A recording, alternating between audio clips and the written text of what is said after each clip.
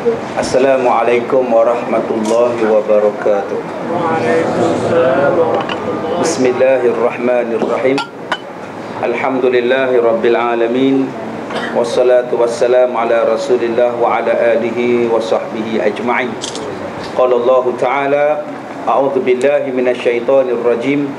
Wa ma khalaqatul jinna wal insa illa liya'budun. Sadaqallahul azim. Surah Az-Zariyat ayat yang ke-56. Terima kasih pada Tuan Doktor selaku pengurusi surau dan seluruh ahli-ahli jawatan kuasa surau, pegawai-pegawai surau, muslimin dan muslimat, mudah-mudahan dirahmati oleh Allah Subhanahu wa taala. Alhamdulillah kita dapat bertemu pada malam ini. Dan kita akan membicarakan tajuk berkenaan cinta Allah dan cinta pada Rasul. Kita baca hadis yang pertama, hadis daripada riwayat Imam Ahmad. Baik, tuan-tuan boleh ikut saya baca. Salasun man kunna fihi haruma 'alan nar wa harumatin nar alaihi imanun billahi wa hubbu lillahi wa an yulqa fin nari fayahriqu ahabbu ilaihi min ay yarji'a fil kufri. Baik, hadis ini adalah riwayat daripada Imam Ahmad. Kata Rasulullah sallallahu alaihi wasallam daripada Anas bin Malik radhiyallahu anhu, berkata ia, aku mendengar Nabi sallallahu alaihi wasallam bersabda, 3 perkara yang bila ada pada diri seseorang diharamkan dia daripada api neraka.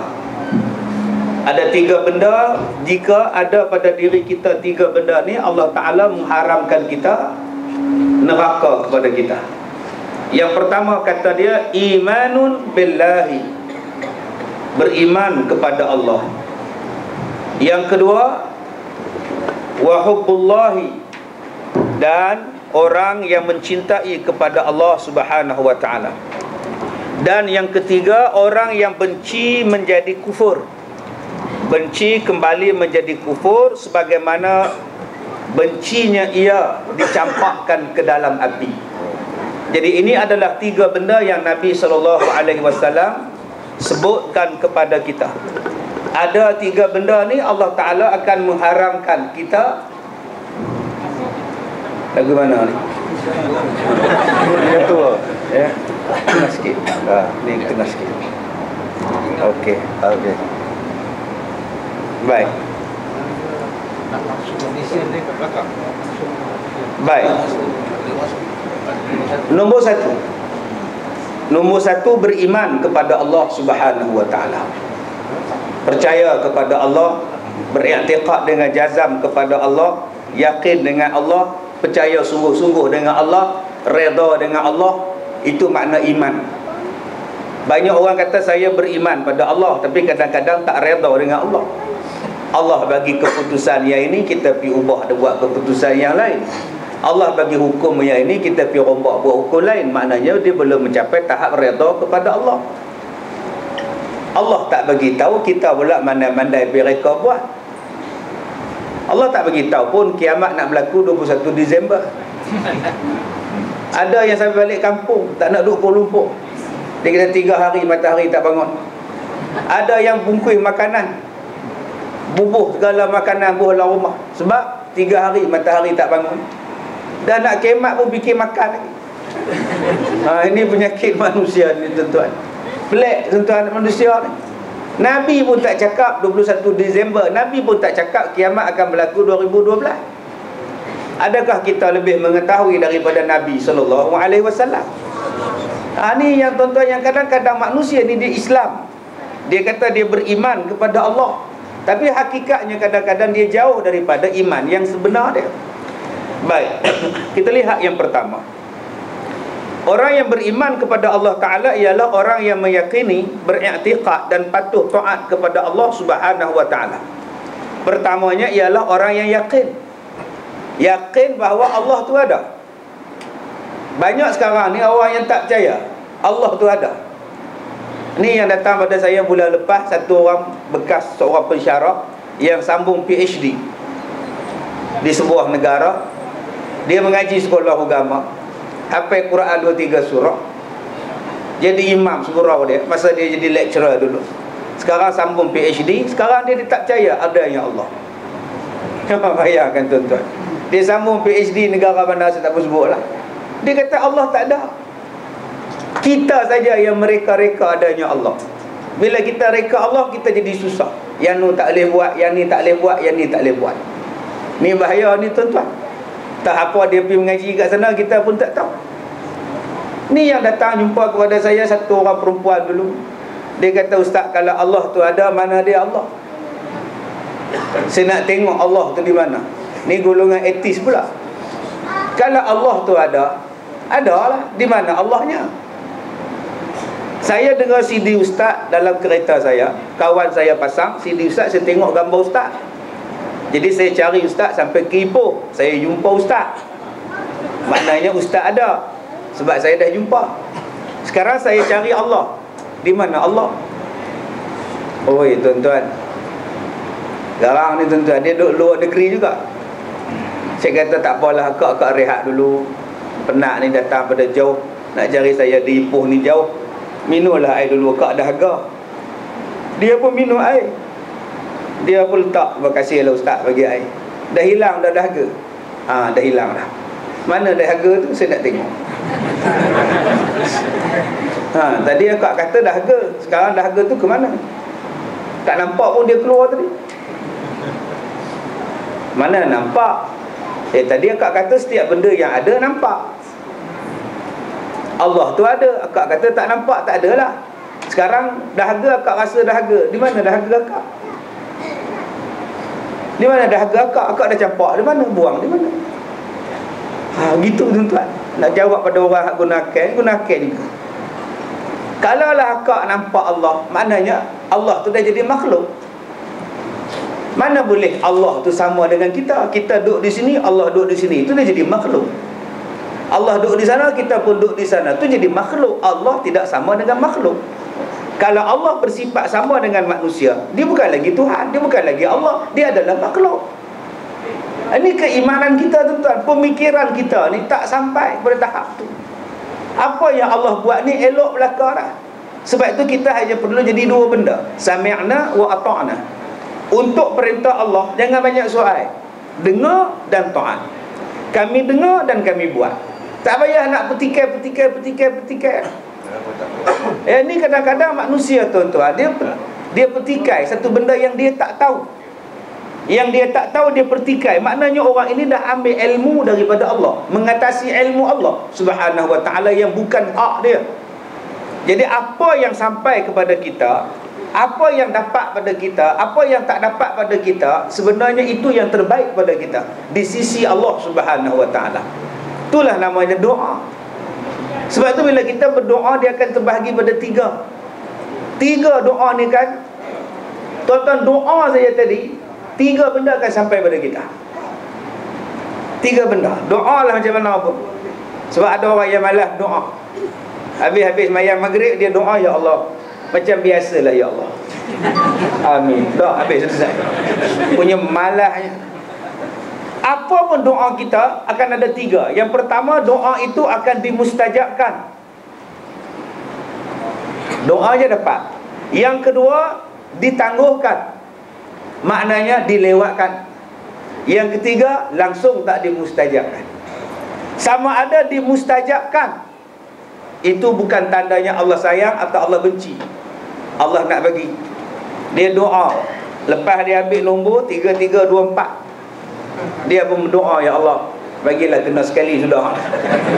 Kena sungguh, maknanya dia dapat. Bukan makna Allah sayang pada dia. Jangan tuan-tuan faham pula Allah sayang pada dia. Cuba tengok dia mustajab doa dia. Dia berdoa sekali, tikam nombor dah kena. Dah, bukan Allah sayang. Kadang-kadang Allah benci. Macam tadi saya pergi makan Char-Kway-Teow tadi, ada kucing duduk sini, duduk tarik seluar saya. Sebab saya tak latah. duduk cepuh di sini. Dia minta makanan, saya pun bagi makanan kat dia. Kesian dekat kucing, dia bukan pandai masak. Kalau kita tak bagi, siapa nak bagi? Dia bukan ada duit nak beli kat pasar burung. Kalau kita tak sedekah kat dia, siapa nak bagi makan dia? Tak, kalau kucing tu ada duit dan dia pandai masak, dia pun tak minta. Dia pun tahu malu minta kat orang ni. Tapi saya bagi dekat dia. Cepat-cepat saya bagi. Saya bagi tu sebab apa? Ada kalanya sebab saya benci menyampah kucing ni, baik aku bagi cepat-cepat. Ada kalanya sebab saya suka pada kucing. Begitulah Allah bila dia bagi cepat-cepat. Ada kalanya sebab dia benci, ada kalanya sebab dia suka. Jadi jangan tuan-tuan anggap mana yang mustajab doa dia cepat-cepat itu tandanya Allah suka. Tidak. Kadang-kadang Allah benci. Bagilah cepat, menyampah aku dengar suara dia. Kadang-kadang dilambatkan bagi. Sebab apa? Sebab Allah sayang. Macam kita telefon orang, kita telefon makwa kita, telefon isteri kita, orang yang sangat kita sayang. Takkan kita nak cakap pendek-pendek. Kita rindu sangat dengan anak kita duduk di London, rindu, cakap lama. Begitu keadaan dia. Bila kita ni minta, lambat dia dapat, bukan tanda Allah benci. Kadang-kadang Allah suka dengar suara kita merintih, merayu, minta kepada Allah. Ini maksudnya. Yang kedua, ialah orang yang ditangguhkan. Doa tu akan ditangguhkan. Bila nak dapat? Entah, mungkin dalam kubur, mungkin di hari kiamat, mungkin di padang mahsyar, baru doa tu dimustajabkan. Ya Allah, aku ni dizalimi ya Allah, ketunjukkanlah kebenarannya ya Allah. Sampai kita mati tak dapat. Mungkin Allah simpan di hari kiamat baru nampak kebenaran itu. Yang ketiganya langsung tak dapat. Langsung Tuhan tak bagi. Ya Allah, bagilah isteri aku beranak ya Allah. Dah lama kahwin tak beranak, dah 80 dah umur isteri aku ya Allah. Bagilah beranak sekali pun jadilah. Sampai mati tak beranak isteri dia. Dan yang confirm tak beranak si suami tu. Memang tak beranak langsung. Memang Tuhan tak bagi. Sebab apa? Itu adalah yang terbaik pada kita. Sebab tu selalu kita sebut yang baik datangnya daripada Allah. Apa yang Allah buat pada kita ni tuan-tuan, semua yang terbaik. Itu nama dia iman. Itu nama dia iman. Jangan duk bantah, jangan duk bertikai. Kenapa anak aku cacat? Kenapa suami aku pekak? Itu yang terbaik untuk dia. 20 tahun kahwin, mata suami buta.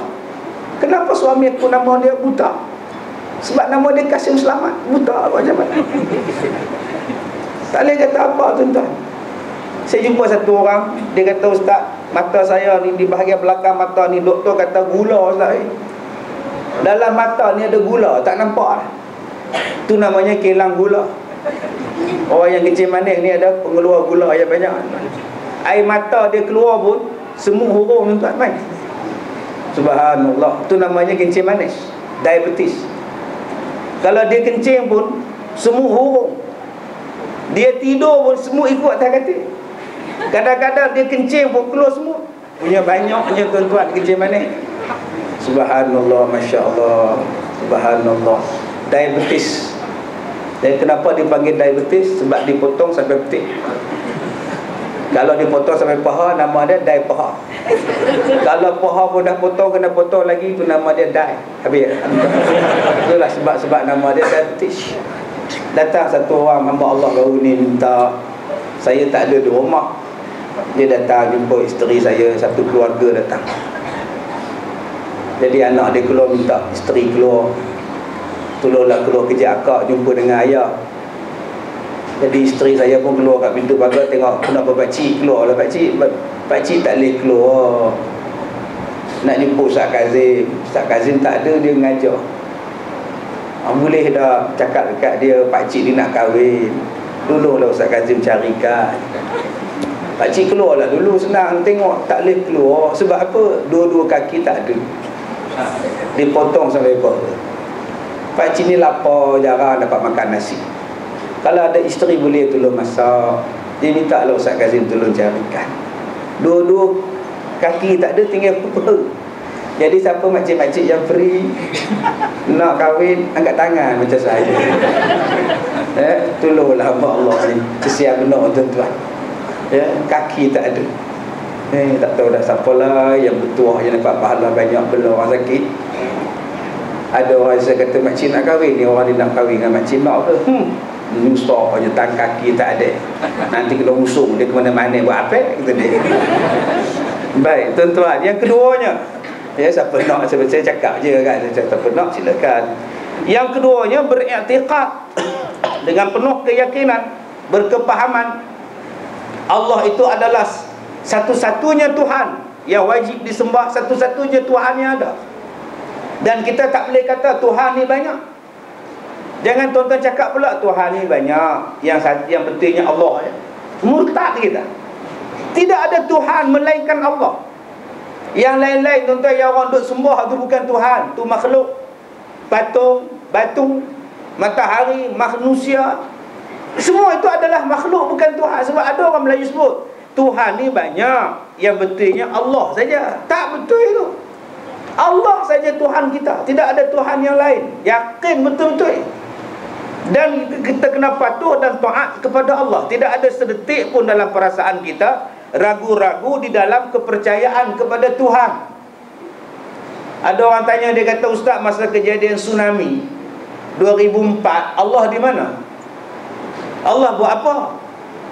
Sampai 200,000 orang mati, budak-budak mati, kampung hanyut, semua hanyut. Allah buat apa masa itu?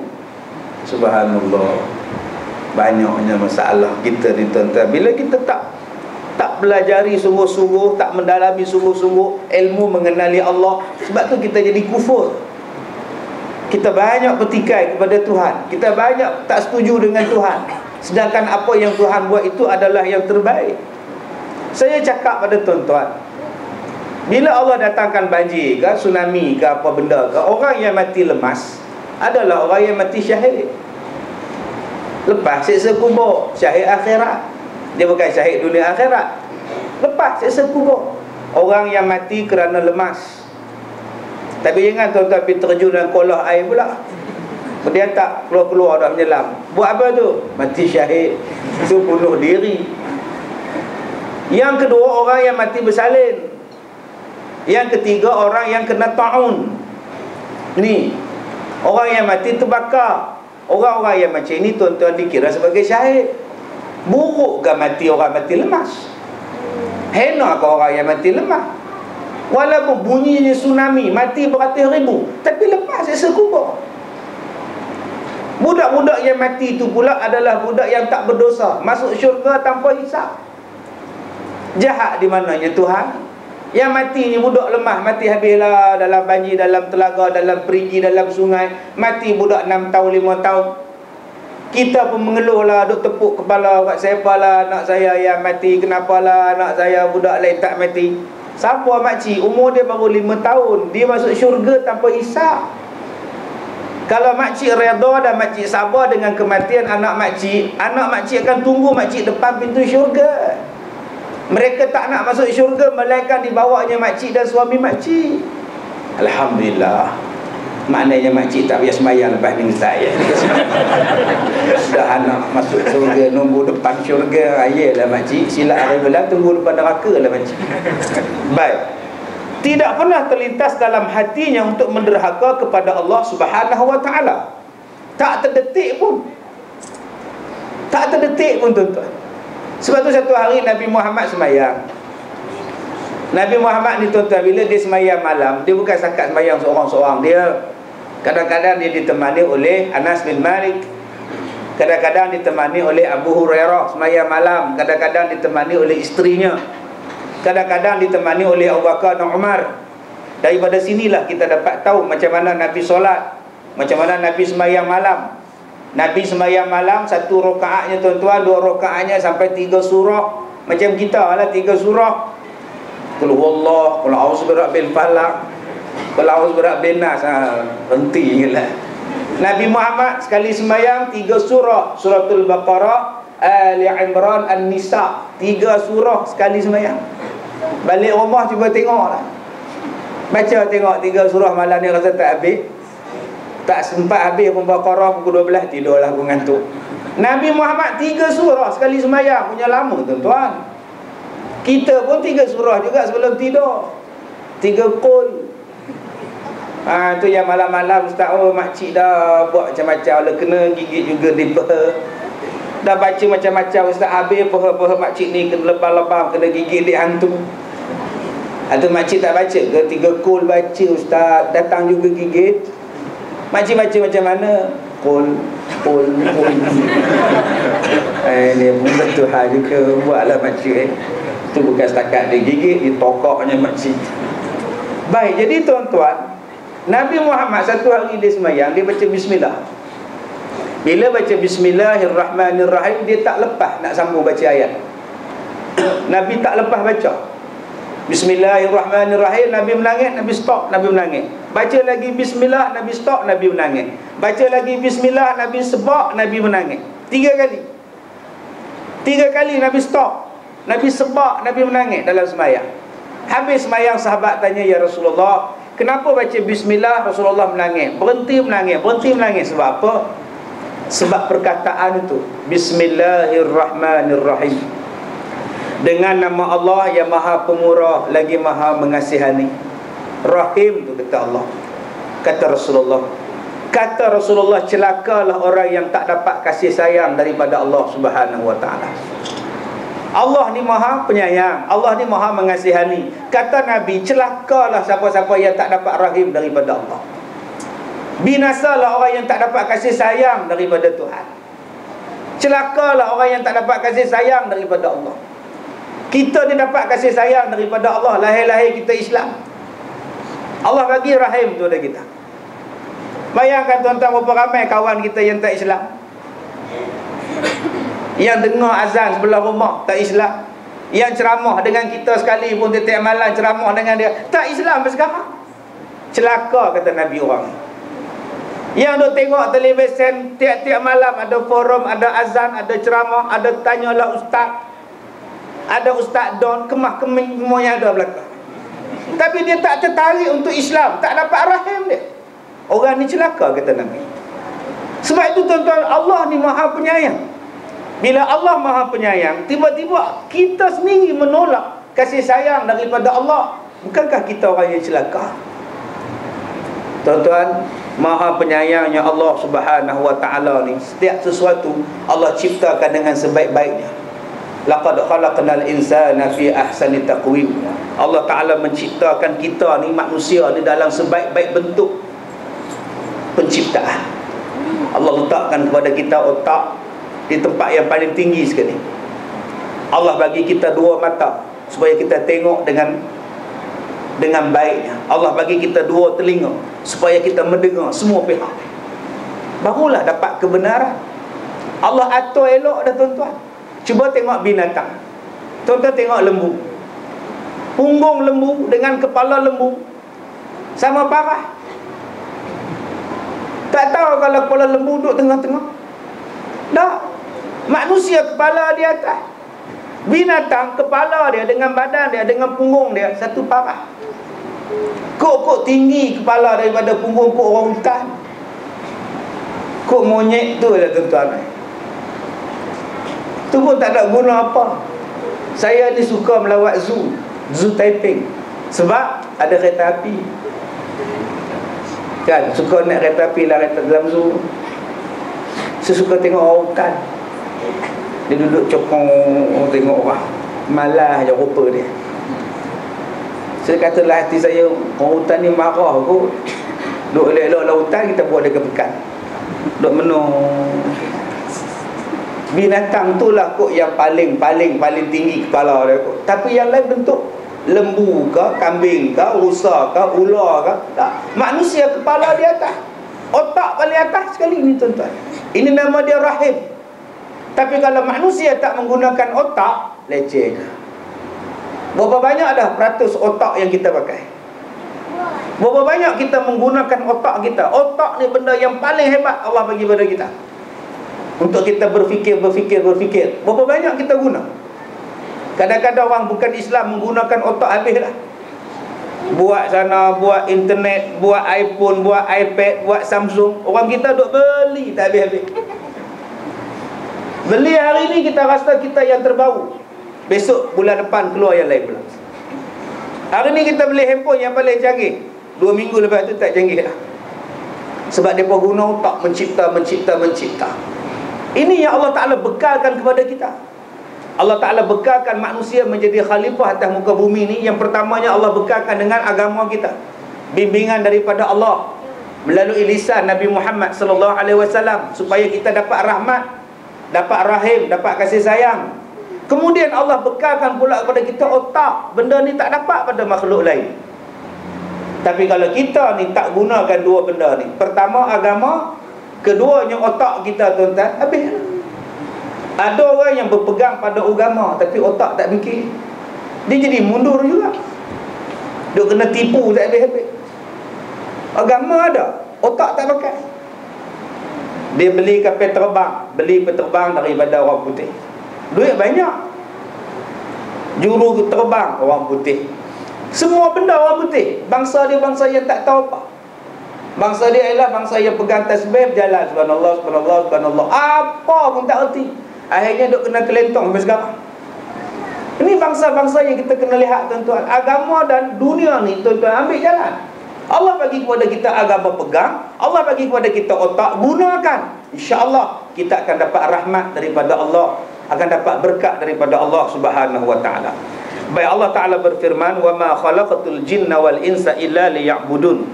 Dan ingatlah, aku tidak menciptakan jin dan manusia melainkan untuk mereka menyembah, beribadat kepada aku. Tuan-tuan yang dirahmati Allah, di sini Allah Ta'ala sebutkan perkataan jin dahulu. Wa ma khalaqatul jinna wal insa qul a'udzu birabbin nas malikin nas ilahin nas min syarril waswasil khannas allazi yuwaswisu fi sudurin nas minal jinnati wan nas. Selalunya perkataan jin diletakkan lebih depan daripada perkataan manusia, melainkan dalam satu ayat yang lain diletakkan jin di belakang, manusia di hadapan. Maknanya, tuan-tuan, jin ini makhluk yang wujud sungguh. Jin ini wajib kita yakin dia ada. Tah malam ni pun dia ada. Tu yang rasa mengantuk, tu tanda-tanda orang yang ada jin. Ya, tuan-tuan kena ingat, bila kita main mengaji rasa mengantuk, bila main kuliah rasa nak tidur, tu tanda-tanda orang yang ada saka. Saya cuba tengoklah siapa hak tidur tu pom-pom dah saka. Ambil kecil dia, tak pergi malam kan ngigau. Allah jadikan kita ni apa tujuan? Tujuan dia supaya kita ni sembah Allah, buat ibadat pada Allah. Kita ni sama yang matlamat kita mengabdikan diri pada Allah. Terus duduk sombong lah, tuan-tuan, siapa pun di sini, ustaz ke, tok guru ke, doktor ke, engineer ke, korporat ke, siapa pun, kita adalah satu misi, satu mission dalam dunia ni, satu misi, tuan-tuan, beribadat pada Allah. Tak bila kita nak dijemput, wallahu a'lam. Tak bila kita nak dipanggil oleh Allah, wallahu a'lam. Sementara hidup dalam dunia ni, jom kita beriman sungguh pada Allah, yakin sungguh pada Allah. Jangan duk sombong, jangan bongkak, jangan takabur, jangan riak, jangan ujub. Ini bukan sifat kita. Apa sebab kita nak sombong? Ada kita berjalan di dunia ni, kaki kita terbenam dalam tanah ke yang kita nak sombong? Kepala kita boleh sampai ke langit ke kalau kita sombong? Apa sebab kita nak megah? Adakah kita yang menjadikan diri kita sendiri? Apa sebab kita nak ujub? Tidak ada perasaan-perasaan itu wujud dalam diri manusia yang beriman pada Allah. Sebab ada orang yang bila melangkah di atas tanah ni dengan penuh kesombongan, bila menggunakan nikmat Allah dengan penuh belagak, dia riak dengan pakaian dia. Kita tu selalu bercakap orang yang luar, kita bercakap kita datang mengaji, kita orang yang terlibat dalam majlis ilmu, kita yang terlibat dengan masjid, kita yang terlibat dengan surau. Penyakit yang sampai kepada orang yang jenis macam kita ni apa dia? Sombong, ujub, riak, takabur. Ni 4 benda. Sebab itulah Imam Ghazali, dia tulis kitab dia Ihya Ulumuddin. Dia tulis kitab Ihya Ulumuddin tu untuk apa? Untuk orang kita, untuk orang jenis kita, untuk orang jenis saya, jenis Ustaz Ismail Mina, jenis ni. Untuk tuan-tuan yang main mengaji, untuk tuan-tuan yang pegang kalimah Allah, untuk tuan-tuan yang nak pada Islam, untuk tuan-tuan yang datang belajar, untuk kita yang watawasau bil haq, watawasau bis sabr. Ini penyakit yang akan sampai pada kita. Sebab itulah Imam Ghazali dia tulis kitab. Kita kena belajar tuan-tuan. Kena baca kitab Ihya Ulumuddin supaya dia bimbing hati kita. Jangan duk perasan sombong. Tentang jadi imam kamu ingat kamu siapa? Ada orang yang bila jadi imam dia jadi riak, jadi sombong, takabur. Orang tak panggil dia baca doa, dia terkilat. Aku ni imam, orang tak panggil aku pasal apa? Aku ni imam, aku datang dia pun tak bangun pasal apa? Imam-imam saja. Habislah masa jadi imam saja dalam solat. Di luar tak imam lah. Apa saya nak sombong lagi? Masa dalam solat pun tak boleh sombong. Sebab apa? Aku ni makhluk Allah. Makmum-makmum di belakang aku nak tanggung mereka. Lagi dia takut sepatutnya. Ini manusia lagi bongkak lagi. Saya tak tahu tuan-tuan. InsyaAllah 24 hari bulan Februari ni saya jemput tuan-tuan ni datang ke sekolah saya di Ipoh, Pusat Pendidikan Al-Barakah Manjui. Manjui, bukan Manjung. Manjui ke Lumut. Manjui, perasmian sekolah saya yang baru oleh Imam Masjidil Haram. Saya jemput tuan-tuan. Saya 2 hari lepas dapat surat daripada Dr. Syekh Abdul Rahman bin Abdul Aziz Sudais. Seronok tuan-tuan dapat surat dia. Alhamdulillah dia balas kat surat. Jadi insya-Allah yang akan datang merasmikan sekolah saya nanti ialah Dr. Syekh Mahir bin Hamad Al-Mu'aqqili, Imam Masjidil Haram. Dia akan datang dengan Bilal dia, Syekh Ali Mula, Ketua Polis Mekah dan Ketua Polis Masjidil Haram. Dia datang 24 hari bulan 2. Bukan senang ni tuan-tuan ni. Alhamdulillah Tok Syekh kita datang. Saya dengar-dengar tu lah, Allahu Akbar. Mudah-mudahan dapat Allah berkat Tok Alim ni datang, Tok Guru datang. Jadi tuan-tuan buat rombongan daripada Taman Keramat ni. Buat rombongan Cik Kiah ke sekolah Pusat Kadir. Yang akan menghambat kita, penyakit kita dalam diri kita, penyakit apa? Tadi saya kata sombong. Yang keduanya penyakit riak, menunjuk-nunjuk. Kadang-kadang kita jadi Bilal, kita menunjuk-nunjuk. Habis-habis azan tanya ke orang macam Mekah lah. Astaghfirullahaladzim. Kadang-kadang habis ceramah tanya ke orang, macam mana ceramah aku, sedap lah. Riak tuan-tuan. Ada yang jadi ujuk. Ujuk ni perasaan ajaib pada diri dia. Dalam diri dia duk bergulumang dengan perasaan orang lain semua leceh, orang lain semua rendah, aku aja yang tinggi. Ni nama dia ujuk. Tengok baju orang lain, dia rasa baju dia paling cantik. Tengok muka orang lain, muka dia paling lawak. Dia sendiri perasan. Ini penyakit kita yang datang belajar ni tuan-tuan. Lagi kita jadi orang kuat, lagilah setan-setan ni datang kacau kita. Kalau gitu Ustaz, kami tak nak jadi orang mengaji lah. Kami nak duduk di rumah sajalah Ustaz, tengok TV sajalah, wrestling. Kami tengok bola sudahlah Ustaz, MU lawan Newcastle sudah. Lagi teruk tuan-tuan. Ni ujian yang Allah sampaikan pada kita. Sebab tu tuan-tuan jangan tertipu dengan serban, jangan tertipu dengan jubah, jangan tertipu dengan janggut, jangan tertipu dengan ibadat sendiri. Ada orang yang tertipu dengan ibadat dia, akhirnya dia dah ambil sifat Tuhan. Dia ambil sifat sombong, sedangkan sombong bukan sifat kita. Dia ambil sifat Tuhan, bermegah. Kita tidak boleh bermegah. Yang layak bermegah hanya Allah. Allah yang buat segala benda ni, maka Allah lah yang patut bermegah. Yang kita bermegah pasal apa? Kita kata kalau aku tak ada, tak jadi surau ni. Kalau aku tak ada, tak jadi apa masjid ni. Kalau aku tak ada, kalau aku tak sedekah, tak jadi apa surau ni. Ini namanya orang yang bermegah-megah. Orang yang macam ni tak beriman pada Allah tuan-tuan, dengan iman yang sebenar-benarnya. Baik, jadi yang pertama tadi Nabi sebut, orang yang selamat daripada neraka ialah orang yang beriman pada Allah. Jadi saya sebut pada tuan-tuan tadi, apa syarat-syarat iman? Ya, apa syarat-syarat iman disebutkan? La yu'minu ahadukum hatta yuhibba li akhihi kama yuhibbu li nafsi. Setakat mengaku beriman, siapa pun boleh mengaku beriman. Dia ada syarat dia. Tuan-tuan datang masjid ni, tuan-tuan datang surau ni, siapa boleh datang? Tapi dia ada syarat. Kita nak mengaku kita beriman kepada Allah boleh, Tapi dia ada syarat, banyak syarat dia. Antara dia apa? Antaranya ialah mengasihi orang lain.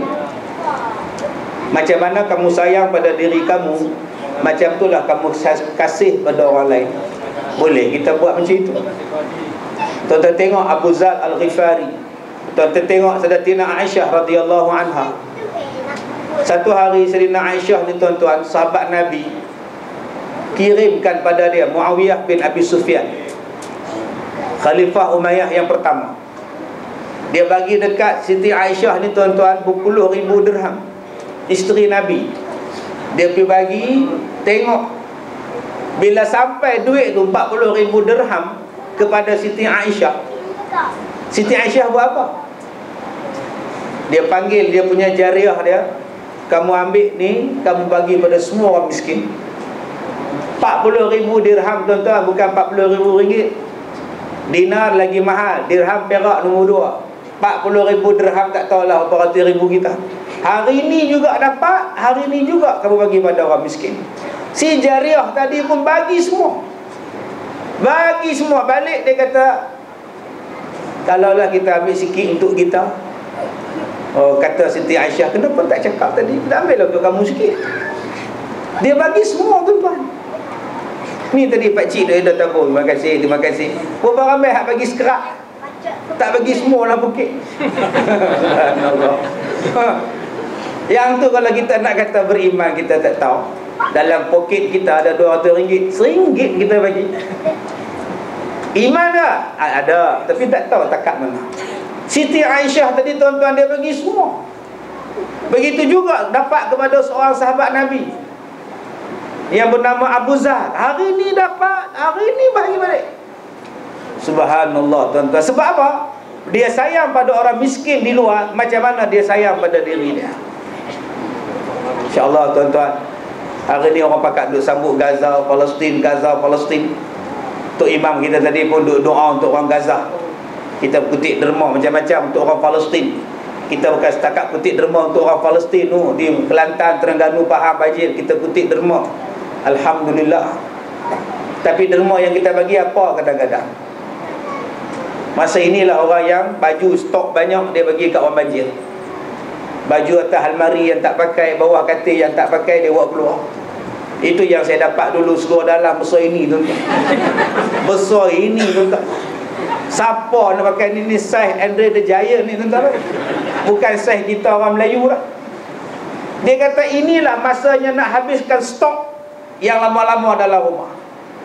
Adakah itu dikatakan beriman? Sedangkan Allah kata dah, lan tanalul birra hatta tunfiqu mimma tuhibbun.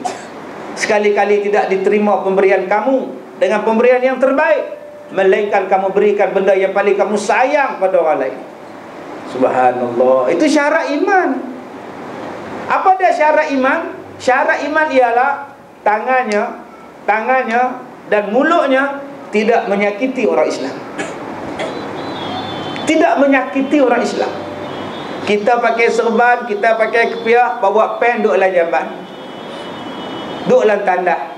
Bila duduk dalam tandas, bila nak keluar ambil pen tulis Ustaz Kazim celaka. Dah. Kemudian ambil air semayang. Kemudian Allahu Akbar. Berimankah kamu? Kamu menyakitkan hati orang dengan tangan kamu. Kamu tak selamatkan man salamal muslimin min lisanihi wa yadihi.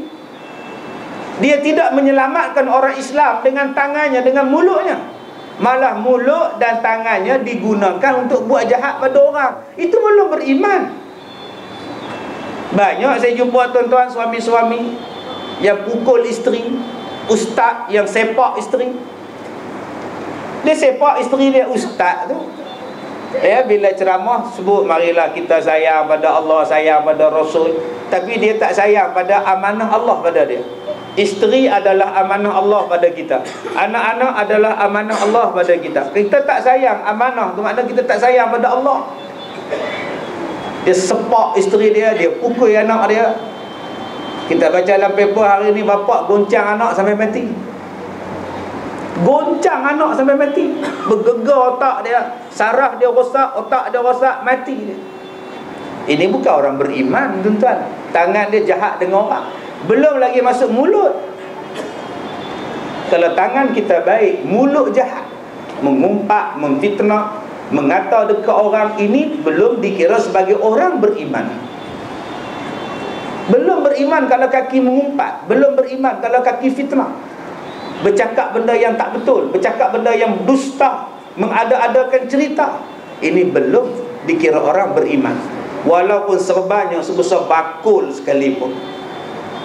Iman bukan letak pada pakaian semata-mata, tuan-tuan. Iman letak kepada amalan juga. Jangan kita letak pada pakaian semata-mata, amalan. Iman juga berletak pada cara bercakap. Iman juga letak kepada amanah yang dia pikul. Adakah dia jaga amanah dia? Iman juga letak kepada janji. Adakah dia menunaikan janjinya? Iman juga bercakap. Nak tengok adakah dia bercakap tu betul ataupun dusta. Kalau dia dusta, kalau dia bohong, dia bukan orang beriman dengan erti kata yang sebenarnya. Jadi tuan-tuan, kita belajar balik syarat iman tu apa? Syarat iman tu banyak, tuan-tuan. Baik, yang pertama. Yang kedua, orang yang kasih kepada Allah. Orang yang selamat daripada neraka siapa dia? Orang yang mencintai Allah. Tadi beriman pada Allah, beryakin pada Allah. Sekarang nombor dua, Nabi kata yang selamat daripada neraka ialah orang yang cinta pada Allah. Apa maksud cinta pada Allah? Golongan ini mencintai Allah dengan sepenuh hati. Tidak ada satu benda pun yang mengatasi kecintaannya kepada Allah. Tuan-tuan boleh buka di dalam surah At-Taubah ayat yang ke-24, berkenaan cinta manusia ni. Manusia ni cinta kepada beberapa benda. Yang pertama, cinta kepada mak bapak. Qul in kana aba'ukum, mak bapak dia. Yang kedua, yang manusia cinta ni apa? Wa abna'ukum, anak-anak kamu. Yang ketiganya, saudara mara kamu, adik abang kakak. Yang keempatnya, wa azwajukum. Yang kelimanya, wa ashiratukum, geng kamu, keluarga kamu. Yang keenamnya, tuan-tuan, wa amwalun iqtaraftumuha, harta benda yang kamu takut binasa. Yang ketujuhnya apa? Wa tijaratun takhshawna kasadaha, perniagaan yang kamu takut bankrupt. Yang ke-8nya wa masakinu tardawnaha, rumah kediaman negeri kamu yang kamu redha. Manusia disayang 8 benda ni. Nombor 1 yang disayang ialah mak bapak. Nombor 1. Cuba kita orang hina mak bapak kita, kita marah. Macam cerita Piramli Labu Labi, ni kepala bapak aku, ni kepala bapak hang. Kalau hang berani hang pijak kepala bapak aku, oi marah tuan-tuan. Pasal kita sayang pada mak kita. Tanyalah orang jahat dalam penjara tu pun, dia duduk dalam penjara ni, something ke apa benda ke, tanya kat dia, hang sayang kat mak hang? Sayang. Tu pasal apa masuk penjara? Pasal apa hang pukul mak hang masuk penjara? Dia masuk penjara pun dia pukul mak dia. Tanya dekat dia, sayang tak mak saya? Lepas tu pasal apa hang pukul? Saya tengah hai. Pasal apa hang hai? Bukankah mak larang isap dadak? Subhanallah. Tuan-tuan ni kena buat lawatan, hantar surat dekat penjara, buat lawatan dalam penjara. Jangan penjara tu dah tutup macam penjara kudu baru tuan-tuan nak melawat. Melawat waktu ada orang, buat lawatan sambil belajar. Jemaah Surah Al-Azim memohon untuk mengadakan lawatan ke penjara Taiping. Masuk tengok depan mandi macam mana. Mandi ni tuan-tuan, satu kolah panjang, sepanjang surau kita ni kot kolah ni, kolah air ni. Bukan pakai apa. Bila saya masuk tu semua arahan, tunduk. Tunduk, nampak kepala semua. Tuan-tuan, meriah tuan-tuan dalam. Subhanallah. Saya tanya mak siapa, dia pun tak pakai apa, tak pakai kain basah ke apa ke, dia pun boleh sambung. Kalau dah pakai sependa je mandi tu tuan, pakai seluar pendek saja. Tapi saya puji penjara Taiping, dalam dia ada kelas pengajian pondok. Setiap hari mereka belajar 5 kitab. Ni hebat penjara Taiping. Mereka ambil pendekatan agama, sehari 5 kitab. Pegawai agama dia kata pada saya, ustaz, kalau ustaz ada sekolah pondok, kami dalam penjara pun ada sistem pondok. Kalau 10 tahun kena penjara, sehari 5 kitab. Tak alim dia. Jadi tuan-tuan kalau nak alim, masuk penjara. InsyaAllah tuan-tuan, keluar-keluar jadi tu imam, tak pun ustaz. 5 tahun, 10 tahun, 5 kitab sehari, apa nak hari? Di sekolah saya, pondok saya tuan-tuan, sehari 10 kitab. Daripada subuh sampai isyak, 10 kitab sehari. Orang belajar pondok. Mereka 5 kitab. Sebab tu bila saya ceramah di penjara Taipei, yang datangnya lebih daripada 30% yang datangnya pakai serban, pakai kepiah tuan-tuan. Dia dengar ceramah. Orang banduan. Balik ajar kepada agama. Jadi baiklah mereka ni tuan-tuan. Orang jahat macam mana pun balik kenalkan dia pada Islam, jadi baik. Anak kita degil macam mana pun balik kepada Islam, akan jadi baik. Itu yang Islam ni, ad-dinun nasihat. Islam ni agama yang baik, agama nasihat. Islam ni dakwah tuan-tuan. Islam bukan hukum. Islam ni agama dakwah. Tuan-tuan faham? Agama dakwah, agama menerangkan, agama berkasih sayang. Yang kedua manusia ialah sayang kepada anak-anak, cinta pada anak-anak. Sebab tu Nabi Muhammad ketika tengok cucu-cucu dia waktu dia kecil, ya, Nabi Muhammad sebut kepada budak-budak kecil, wahai anak-anak kecil, kamu ni menjadikan mak bapak kamu ni kedekut. Yalah, nak beli susu anak, nak sedekah tak boleh, pasal nak beli susu anak. Tuan-tuan bawa RM20 malam ni, isteri pesan beli susu anak, tobatlah home tak sedekah. Ada RM20, tu kenapa tak masuk tabung? Nak beli susu anak. Nampak tuan-tuan? Itulah mak bapak sayang pada anak. Salah lah? Tak salah. Beli susu anak tu wajib. Sedekah tadi sunat. Jadi tuan-tuan janganlah duduk kutuk orang tak sedekah pula. Orang pula aku harap masuk duit. Pakcik terlalu depan dia buat nuhin. Dia senyum saja. Astagfirullahaladzim. Aku nampak RM2, RM20 dulu bukit saja tak sedekah. Pandang baik pada dia. Dia nak beli gula, nak beli beras kat keluarga dia. Dan ada orang pula yang ada duit, tak ada duit, dia senyum dekat tabung yang bergerak. Dia senyum saja. Habis tabung dia habis senyum. Bila tanya kenapa kamu senyum? Senyum tu sedekah. Subhanallah. Jenis kedekut ni tuan-tuan, macam-macam alasan dia balon. Macam-macam. Tak tahu nak abang tuan-tuan. Jenis kedekut ni tu saya kata apa? Sayang pada apa? Pada keluarga, abang, adik. Kita sayang pada adik-beradik kita, saudara mara kita, kakak kita, abang kita. Sayanglah.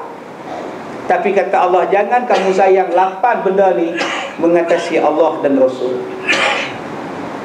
Jangan kamu sayang pada semua ni melebihi Allah dan Rasul. Allah nombor 1. Sebab tu kalau siapa pun buat salah, kita tegur. Saya sebutlah pada tuan-tuan, dalam kita menyelesaikan urusan Allah, jangan takut pada manusia. Saya ulang balik, dalam kita melaksanakan urusan Allah, jangan takut dengan manusia. Di dalam kita menyelesaikan urusan manusia, takutlah pada Allah. Baik, panjang cerita tu. Dalam kita menyelesaikan urusan Allah, jangan takut dengan manusia. Saya nak semayang, ada manusia larang, jangan takut dengan manusia, teruskan semayang. Saya nak bercakap benda yang benar, cakaplah, jangan takut dengan ugutan manusia. Itu maksudnya. Dalam kita nak buat kerja Allah, jangan takut dengan manusia. Saya nak berubah, saya nak nutup aurat, tutuplah aurat, jangan takut dengan manusia. Dalam kita nak menyelesaikan urusan manusia, takutlah pada Allah. Kita nak berhutang, takut pada Allah. Kita nak tipu orang, takut pada Allah. Kita nak berurus niaga dengan manusia, takut pada Allah. Ini nama dia kecintaan kepada Allah, mengharap kepada Allah. Apa sebab kita semayang? Sebab kita cinta pada Allah, kita rindu. Sebab itu bila kita tak semayang, sekarang 8.40, kita tak semayang, kita rasa susah hati. Tapi pasal kita ni datang belajar, tak apalah, dimaafkanlah saat kita semayang. Tapi kalau kita tak semayang, kita susah hati. Sebab apa? Cinta pada Allah. Kalau kita naik rombongan, kalau kita naik bas, tak semayang, kita duk tanya ketua rombongan kita, Cik Kia, bila nak berhenti, bila nak semayang? Susah hati. Itu namanya cinta. Ingat pada Allah. Orang yang nak semayang, bila dia nak semayang pula, dia semayang pula dalam penuh kecintaan. Sayyidina Ali berpeluh-peluh bila nak semayang. Berpeluh tuan-tuan, Sayyidina Ali bila nak semayang. Bila tanya kenapa berpeluh, sebab aku takut pada Allah. Menggigil sampai berpeluh. Kita nak semayang boleh cek punggung untuk imam. Kita nak semayang boleh baca handphone lagi mesej. Tok imam dah takbir, kita dah baca lagi. Boleh jawab lagi tu. Tengah-tengah semayang pun boleh jawab. Semayang tak boleh. Subhanallah. Yang ni saya pergi ke Mekah tuan-tuan. Masa tu handphone baru-baru nak buka. Handphone baru nak keluar. Tahun handphone nak keluar ni awal 90-an. Masa tu mana ada orang pakai handphone. Kalau ada pun telefon ator yang besar, sekali bawa video segala macam-macam. Lepas tu baru keluar Motorola. Handphone besar bata. Bola poket, kita ingat dia buat bata. Rupa handphone punya besar masa itu. Sekarang pun handphone besar juga, video besar tapak tangan. Ni Samsung Tab apa pun kita pun tak tahu. Besar buku ni tuan-tuan. Halo, punya besar tuan-tuan. Tahun 90-an tu saya duk ingat masa tu saya pergi buat pergi Mekah buat umrah. Tu Arab tu gamaknya baru dapat handphone di situ gamak. Tengah semayang dia jawab, solat tu tak boleh. Subhanallah, macam-macam tu Arab. Sebab tu tuan-tuan jangan ada ikut lepak. Kita ni asal Arab je kita kata betul. Asal Mekah je kita kata betul. Tiru habis. Sebelum pergi Mekah jari elok. Asyhadu an la elok ya. Balik syarul. Sampai kita pun tak khusyuk duk tengok jari dia. Apa jari pusing-pusing? Dia hang kata tengok jari dia, pasal apa hang tengok jari hang sudah lah. Pasal apa tu? Pasal dia dapat. Dia dapat dari situ. Satu Tok Bilal saya dulu lama tu 90-an dulu Tok Bilal. Sebelum dia pergi haji dia bang elok. Hayya 'alal falah. Dia balik haji, hayya 'alal falah. Kha. Dia punya kha. Sebab dia tengok Tok Bilal bang kha di situ. Kita tidak mengikut orang, kita mengikut apa yang diajar oleh Nabi SAW. Itu maksud cinta di situ. Baik, mereka juga mencintai Allah dengan meredai segala apa yang ditentukan oleh Allah daripada rezeki, kesusahan, kesenangan dan hidup mati mereka hanyalah dibuat semata-mata kerana Allah. Qul inna salati wa nusuki wa mahyaya wa mamati lillahi rabbil alamin. Surah Al-An'am ayat yang ke-162. Allah Ta'ala berkata, katakanlah, sesungguhnya semayangku, ibadatku, hidupku, matiku hanyalah untuk Allah, Tuhan sekalian alam. Itu saja cinta kita. Tak salah tuan-tuan cinta dengan manusia, cintalah, tapi jangan melebihi had. Ustaz, saya mengenali seorang perempuan, kami bercinta, adakah salah cinta kami? Tak salah, cinta, tapi jangan melanggar batasan Allah. Setiap sesuatu ni tuan-tuan ada batasan, ada had, ada hudud, ada peraturan dia. Surau kita ada had, jalan kita pun ada batas. Tempat Tok Imam dengan makmum pun ada batas. Mana boleh Tok Imam duduk sebaris dengan makmum? Ada batasan-batasan dia. Begitulah dalam kita bercinta pun ada batasan-batasannya. Ada orang kata, Ustaz, kalau saya SMS dekat tunang saya, boleh tak Ustaz? Apa saya tak boleh pula? Apa yang kamu SMS kan? Saya tanya dekat dia, kat ne. Tu saja dia jawab apa? Kat rumah. Lepas tu kamu tanya apa lagi? Buat apa? Dia jawab tidur. Lepas tu kamu jawab apa? Kalau tidur macam mana boleh jawab? Kalau percakapan tulisannya tak membawa kepada gairah, haram di mana? Haram di mananya? SMS ni macam kita bercakap dengan tabir. Zaman Rasulullah dulu nak bercakap dengan isteri Rasulullah, dia balik langsir tabir dia. Siapa yang nak tanya hukum pada isteri Rasulullah, balik langsir tabir dia. Bukan nampak pun dengan suara saja. Itu asah dia. Serupalah dengan telefon pun. Tuan-tuan ada tunang, cakaplah. Jadi kalau kita kahwin ni, telefon lah. Berapa hantaran bapa kamu nak? Cakap elok-elok. Bukannya haram. Yang haramnya apa? Yang haramnya yang membawa ke arah maksiat. Itu baru haram. Yang menaikkan gairah. Yang nak bawa kepada maksiat, nak bawa kepada benda-benda haram, barulah haram. Sekadar nak cakap. Kalau sampai bercakap pun tak boleh, susah tuan-tuan. Nak bercakap pun tak boleh, haram dengan bercakap. Tu macam mana? Macam mana nak cakapnya? Macam mana nak tahunya perasaannya, hati budinya macam mana? Baik, jadi bercintalah, tetapi jangan sampai ditukarkan ayat ini. Inna salati wa nusuki wa mahyaya wa mati lillahi rabbil alamin. Ditukar ayat ini. Hidup matiku aku serahkan hanya untukmu sayang. Yang ni yang salah. Penyanyi lagu dandut tu, hidup matiku aku serahkan. Dia pegang mikrofon. Orang pegang macam ni, dia macam ni. Yang tu yang salahnya. Hidup mati dia serahkan pada kekasihnya. Yang kekasih dia pun sambung pula, hanya kamu ku cinta, andaikan matahari terbit dari barat. Nampak tuan-tuan, pun masih dia cinta lagi, dah nak kemat dah pun. Yang ini yang salahnya, tak mencintai Allah dan Rasul sampai tahap yang tak sepatutnya macam itu. Ya, kita letakkan kecintaan Allah nombor satu. Sebab itu bila bertembung perintah Allah dengan perintah manusia bertembung, tak ngam, tak secocok, ambil perintah Allah.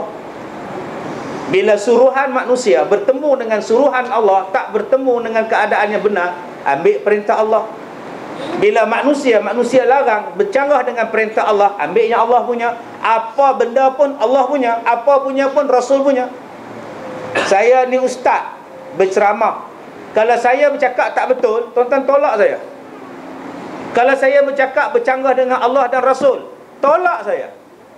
Sebab kita hanya ikut Allah dan Rasul, kita tak ikut ustaz. Kalau ustaz tu cakap salah, takkan kita nak ikut?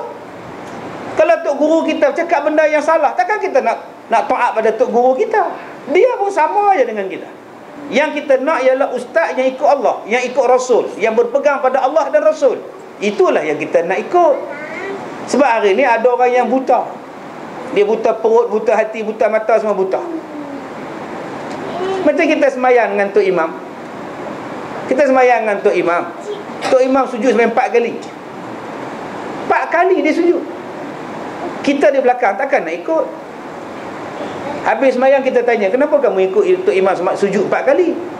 Aku tak tahu. Aku sebagai makmum kena taat dengan imam.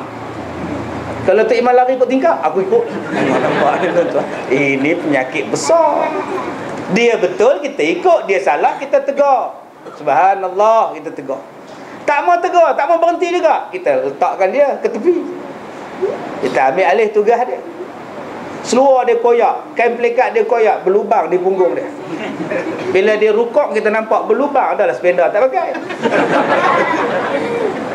Kita tengok, kita pun tegur dia. Subhanallah. Dia buat dek je. Teruskan dia semayang, dia baca ayat lazim. Subhanallah. Dia buat dek juga. Subhanallah. Buat dek juga. Tuan-tuan pergi dekat dia, duduk sebelah dia. Duduk sebelah dia. Jadi Tok Imam ni faham, ada yang tak kena aku ni. Tapi Tok Imam yang tak reti, apa ni nak rampas kuasa? Dia bukan nak rampas kuasa. Itu caranya. Dia betul, kita ikut. Dia salah, kita tegur. Agak-agak tak nak terima teguran, ketepikan dia. Itu kaedahnya. Cinta pada Allah dan Rasul. Jangan nampak berlubang dia, aku tak kira, aku ikut. Mana mau.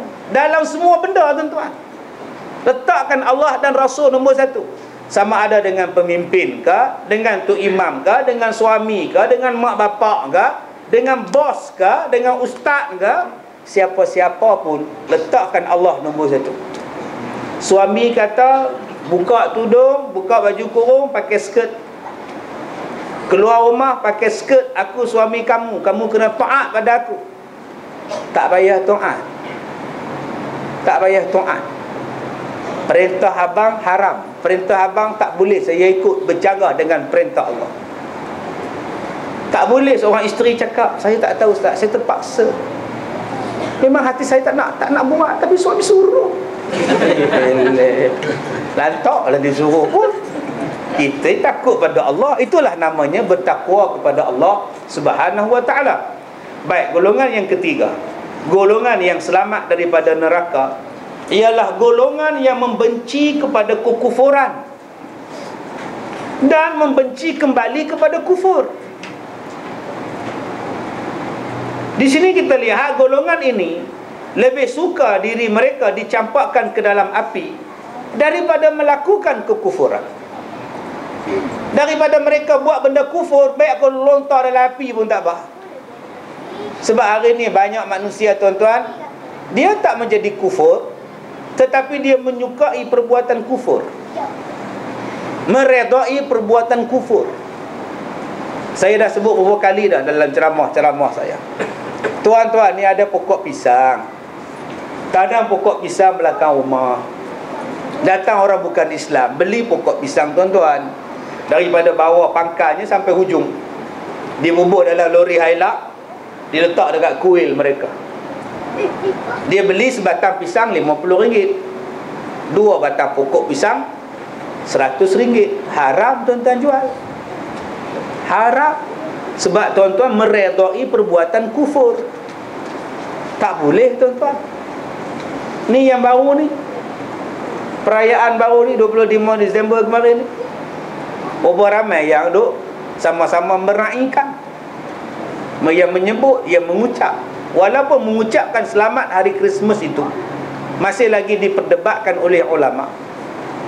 Oleh ulama duk berdebat lagi, boleh ke tak boleh, boleh ke tak boleh. Saya pergi Indonesia pada tarikh itu. Saya ada di Indonesia, saya duk baca surat khabar Indonesia, muka depan sekali.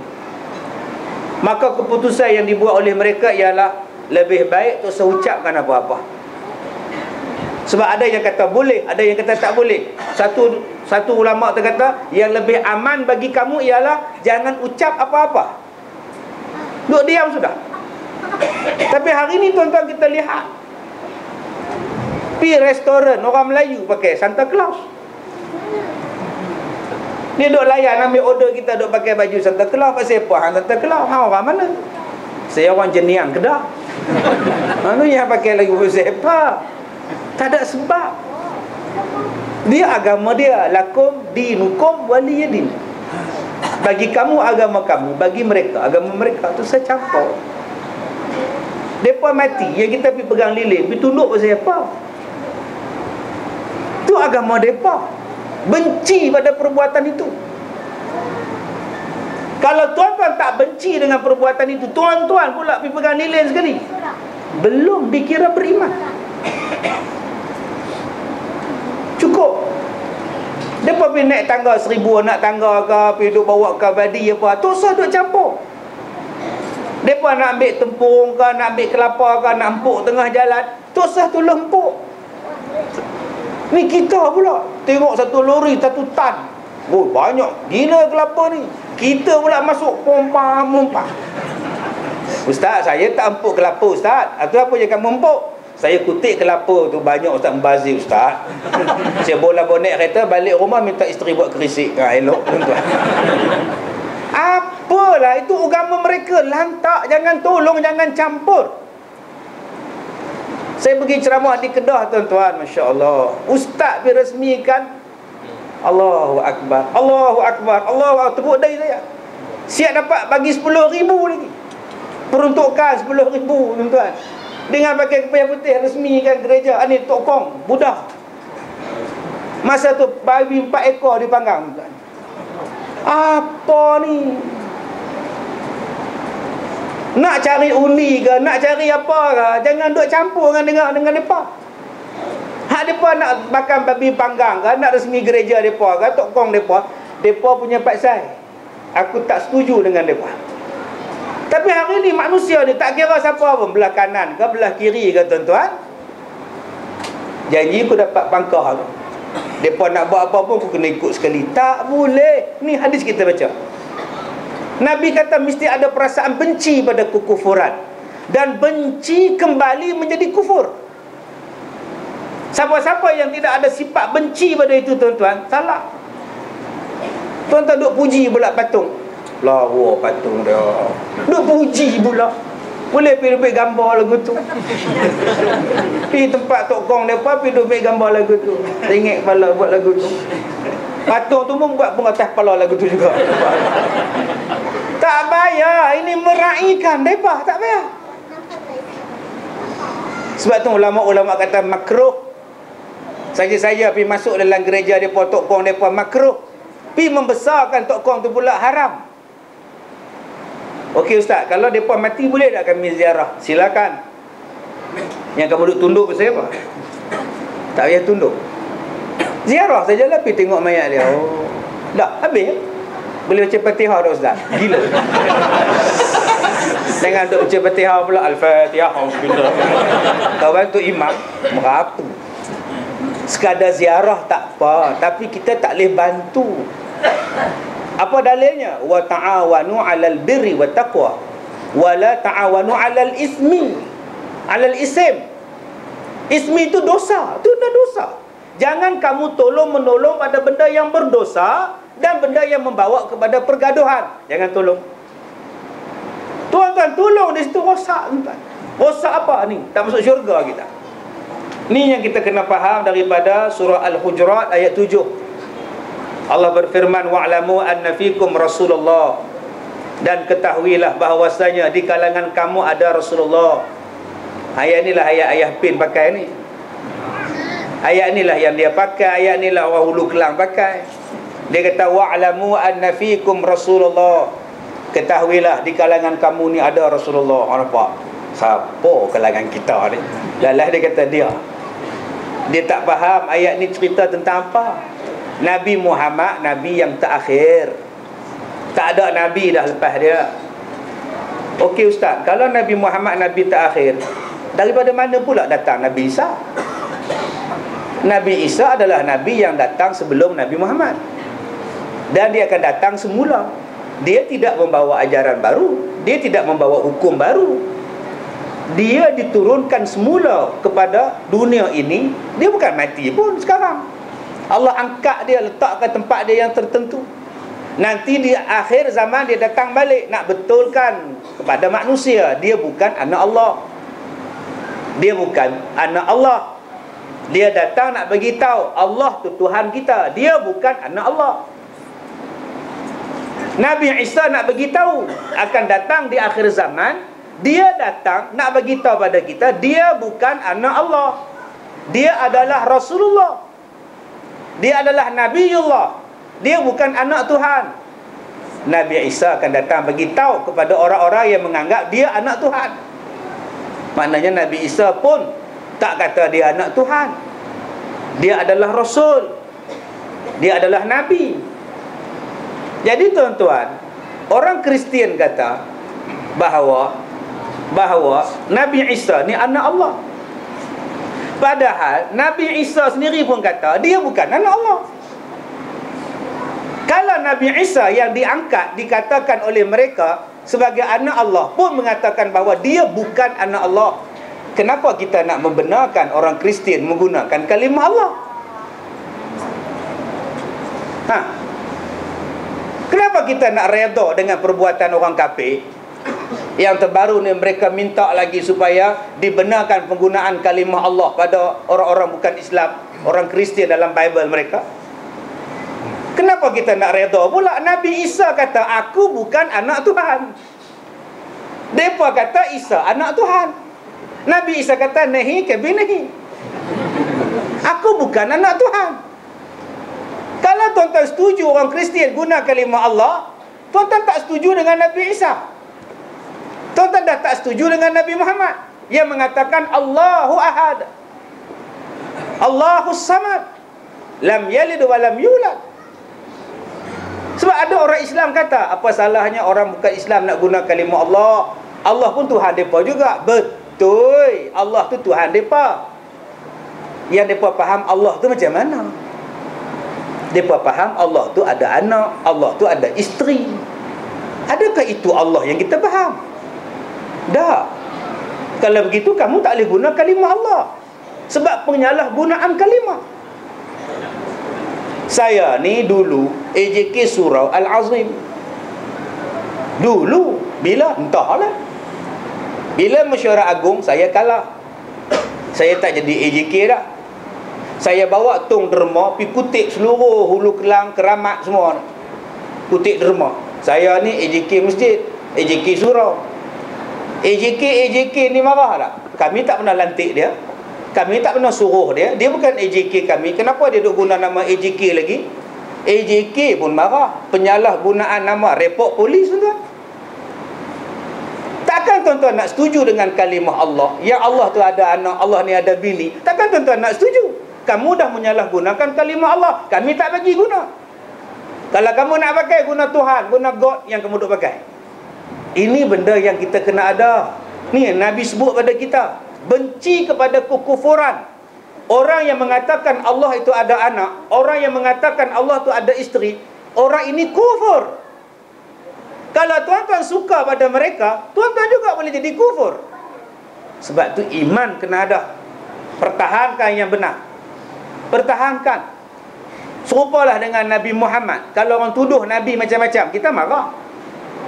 Kita marah. Ada orang jumpa saya, dia kata Nabi Muhammad ni menangkan laki-laki je. Mentang-mentanglah dia laki-laki, dia menangkan laki-laki. Oi, tuan-tuan, saya bawa dia, saya basuh dia betul-betul, geram. Ada yang kata Nabi Muhammad ni gila seks, nikah ramai, nikah banyak. Macam-macam tuduhan. Kita marah. Habis tu kenapa kita tak marah? Orang kata Allah ni ada anak. Di mana iman kita? Kenapa kita tak terasa bila ada orang kata Allah ni ada isteri? Tuan-tuan tahu apa maksud Tuhan Allah, apa maksud Tuhan anak, Tuhan bapa? Kenapa mereka angkat Nabi Isa jadi Tuhan? Sebab mereka mengatakan bahawa Allah dah tua. Bila Allah tua, Allah tak boleh mentadbir alam.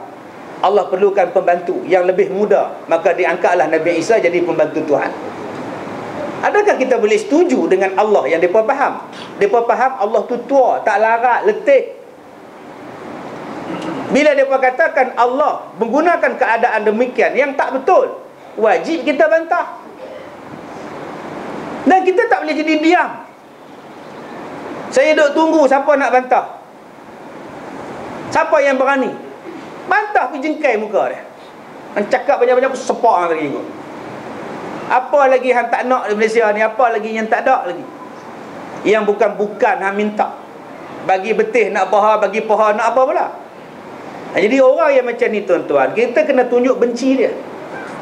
Dalam bab lain kita boleh bekerja sama, tapi kalau dalam bab tauhid, dalam bab agama kami, kamu jangan duk tunjuk lebih-lebih pada kami. Kami lebih sayang kepada Allah, kami lebih sayang kepada Nabi, melebihi hak kita duk buat sekarang. Jadi ini tuan-tuan yang benar-benar kena ada. Baik, ayat ini apa maksud? Wa'lamu anna fikum Rasulullah. Apa maksud? Ketahuilah bahawasanya dalam kalangan kamu ada Rasulullah. Maksudnya apa? Nabi Muhammad dah wafat, dah tak ada dah. Tapi hukum Nabi Muhammad masih ada. Hadis Nabi Muhammad masih ada. Jadi apa yang kita cakap, apa yang kita buat, tolonglah rujuk kepada Nabi, yakni rujuk kepada hadis. Tu saja. Nabi dah tak ada, tetapi hadisnya masih ada. Huraian-huraian hadisnya ada. Ulama-ulama muktabar ada. Maka janganlah kita mendahului pendapat kita melebihi daripada apa yang dibawa oleh Nabi SAW. Jangan kita pandai nak ijtihad pula.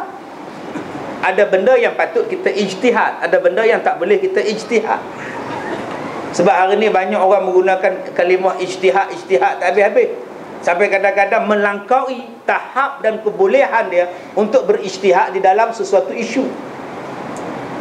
Jadi tuan-tuan, kalaulah kita ambil Rasulullah sebagai hakim kita, aman kita tuan-tuan. Cubalah kita bagi jawapan.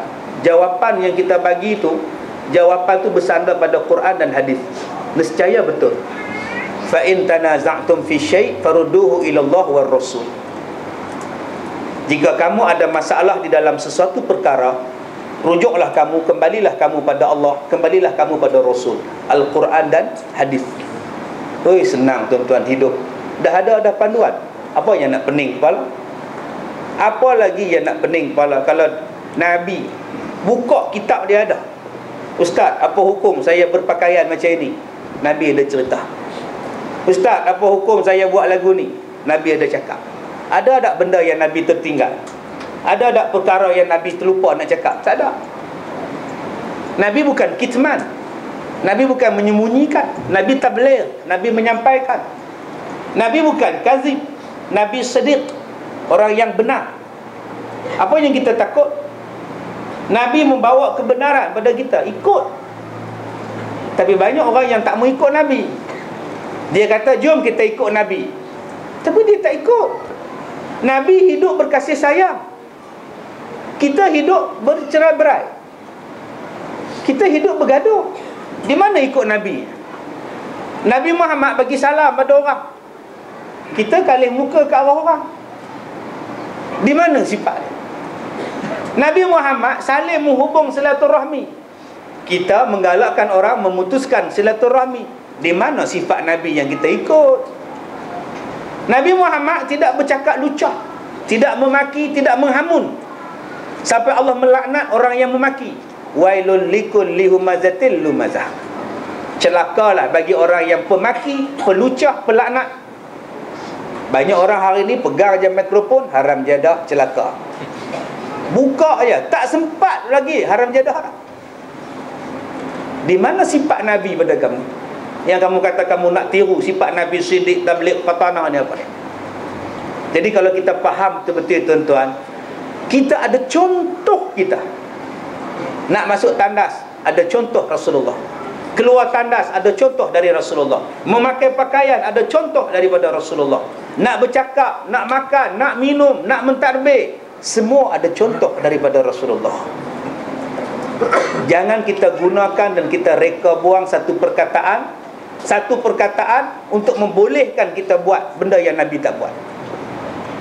Nabi Muhammad tidak menggunakan orang kafir untuk memerintah Madinah.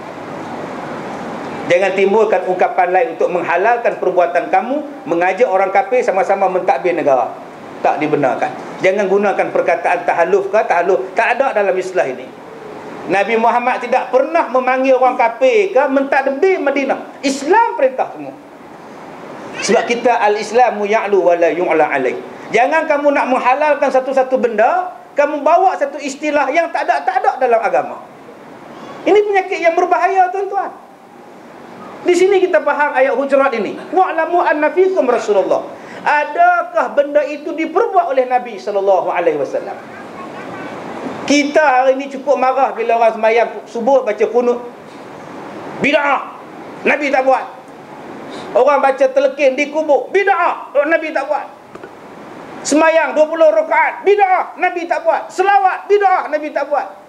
Habis itu Nabi buat ke mengajak orang kafir memerintah Madinah? Ada Nabi buat? Mana lebih bid'ahnya? Baca telkin ataupun mengajak orang bukan Islam sama-sama memerintah orang Islam? Mana lebih besar bid'ahnya?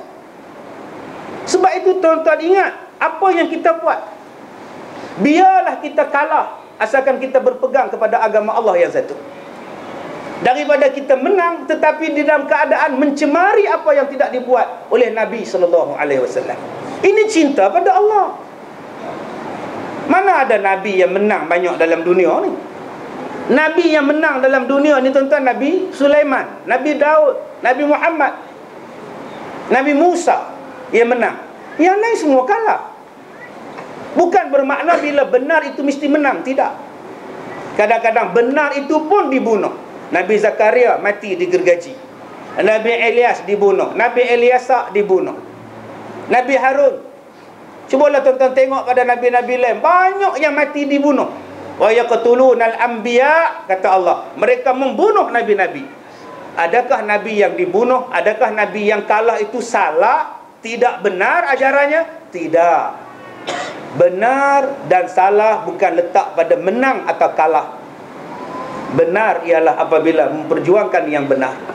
Kalau menang, alhamdulillah. Kalau kalah pun alhamdulillah. Hakikat sebenarnya ialah hari kiamat, kemenangan yang kita cari. Apa makna kita menang dalam dunia tapi Allah tak redha? Biar kita kalah dalam dunia, janji Allah redha kita. Ini keadaan yang kita kena faham. Jadi tuan-tuan, nak buat sesuatu, rujuk. Wa'lamu anna fikum Rasulullah law yuti'ukum fi katsirin minal amr la'anittum walakinnallaha habbaba ilaikumul imana wa zayyanahu fil qulubikum. Kata Allah, kalaulah ia menurut kehendak kamu dalam kebanyakan perkara, tentulah kamu akan mengalami kesukaran. Akan tetapi Rasulullah tidak menurut melainkan perkara yang diwahyukan kepadanya.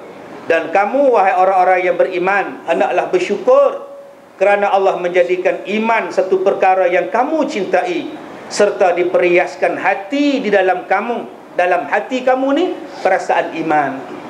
Allah sebut kepada kita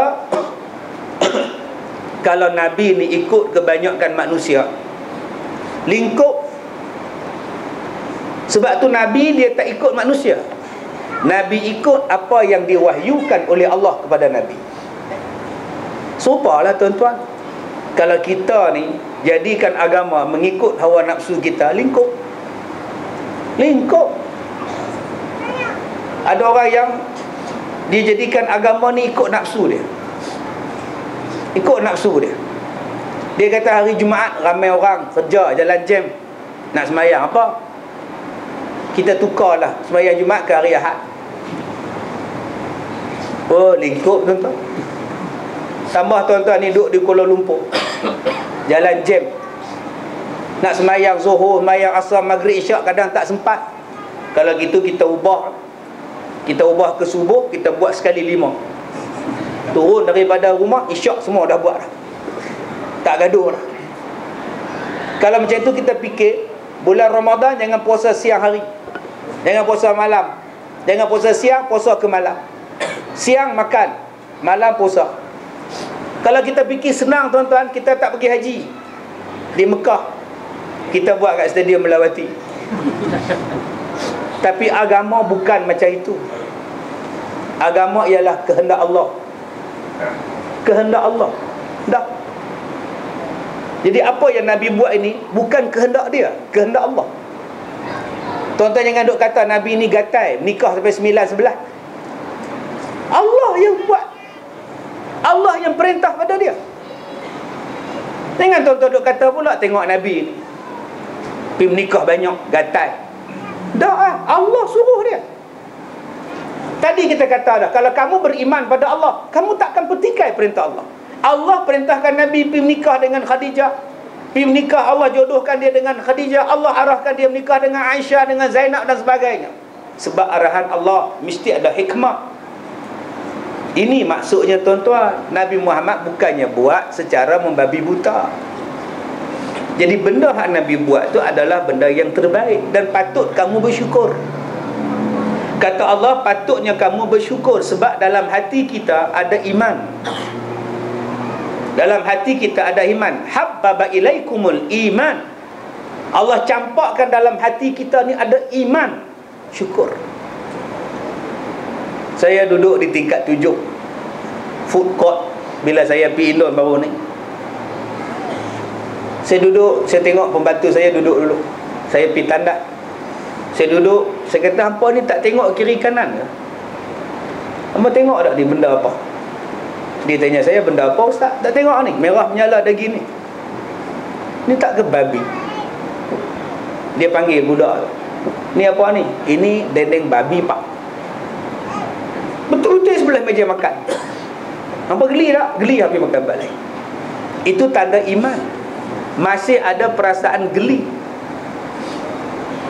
Jahat-jahat perompak pun bagi dekat dia mi goreng babi.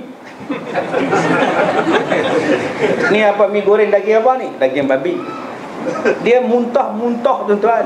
Padahal perompak jahit 10 mata lebam pula. Tetu sebelah sini sebut babi, muntah dia. Itu nama dia masih lagi ada sekelumit iman. Bersyukur pada Allah, kita ni ada iman. Bayangkan tuan-tuan orang yang tak ada iman. Saya bersyukur kita ni duduk di Malaysia ni muka Melayu semua ni, semua Islam. Tapi bila kita berjalan di luar negeri, muka Melayu ni belum tentu Islam. Belum tentu. Saya tanya dekat mereka, hampa order apa? Ayam penyet. Kamu? Ni nasi ayam kampung, nasi goreng kampung. Kedai Islam lah. Saya tanya kat mereka berdua, kedai Islam kamu makan? Tak tahu, tapi dia ambil order tu, dia cakap Melayu. Memanglah dia orang Indonesia. Takkan dia nak cakap bahasa orang putih kot. Cuba pergi panggil dia. Dia pun panggil balik. Kamu orang Muslim, Pak? Oh enggak, saya Kristian. Kalau dah ada Kristian, yang kamu order yang penyek kat dia macam mana? Allah Ustaz, ingatkah dia Melayu, dia kelompok Islam lah. Itu Malaysia. Malaysia, orang Melayu mesti Islam. Itulah nikmatnya. Syukur. Di Indonesia belum tentu, Pak. Baru dia berperasan, tu dia tattoo sini. Patutlah kedainya sebelah kedai babi. Bukan Islam. Muka macam kita, mata macam kita, kulit macam kita, bahasa macam kita, agama tak sama. Tetapi kita duduk di Malaysia, Melayu mesti Islam. Nikmat itu, tuan-tuan. Kita bebas. Tadi saya makan kedai MYZ Tom Yum, kompom Islam. Saya tak tanya lagi pada orang yang ambil Islam, Pak, kata dia. Dia ambil ketuk lagi. Islam lah, alhamdulillah. Sebab apa? Di Malaysia. Pertahankan ini, syukur. Anak kita mesti Islam, syukur. Sebab ada orang hantar email dan SMS pada saya, Ustaz. Dia kata, Ustaz, mana ada dalam Quran menyebut orang Melayu mesti Islam? Mana ada ayat dalam Quran sebut Melayu mesti Islam? Habis itu kenapa Ustaz nak mempertahankan perlembagaan di Malaysia yang menetapkan Melayu mesti Islam? Bercanggah dengan Quran. Astaghfirullahalazim. iPad tu saya punya. Saya nak baca email tu. Kalau iPad tu bukan saya, aku tumbuk lama dah. Pasti saya kenalkan iPad tu saya punya. Saya sabar. Astaghfirullahalazim. Sabar. Boleh dia cakap dalam Quran tak sebut Melayu mesti Islam. Habis tu kenapa Ustaz mempertahankan perlembagaan Malaysia yang menetapkan Melayu mesti Islam? Bukankah itu bercanggah dengan Quran? Bodoh betul. Puak-puak macam ni, tuan-tuan, dia pun hanya berani dengan SMS. Dia tahu saya jenis malas jawab SMS.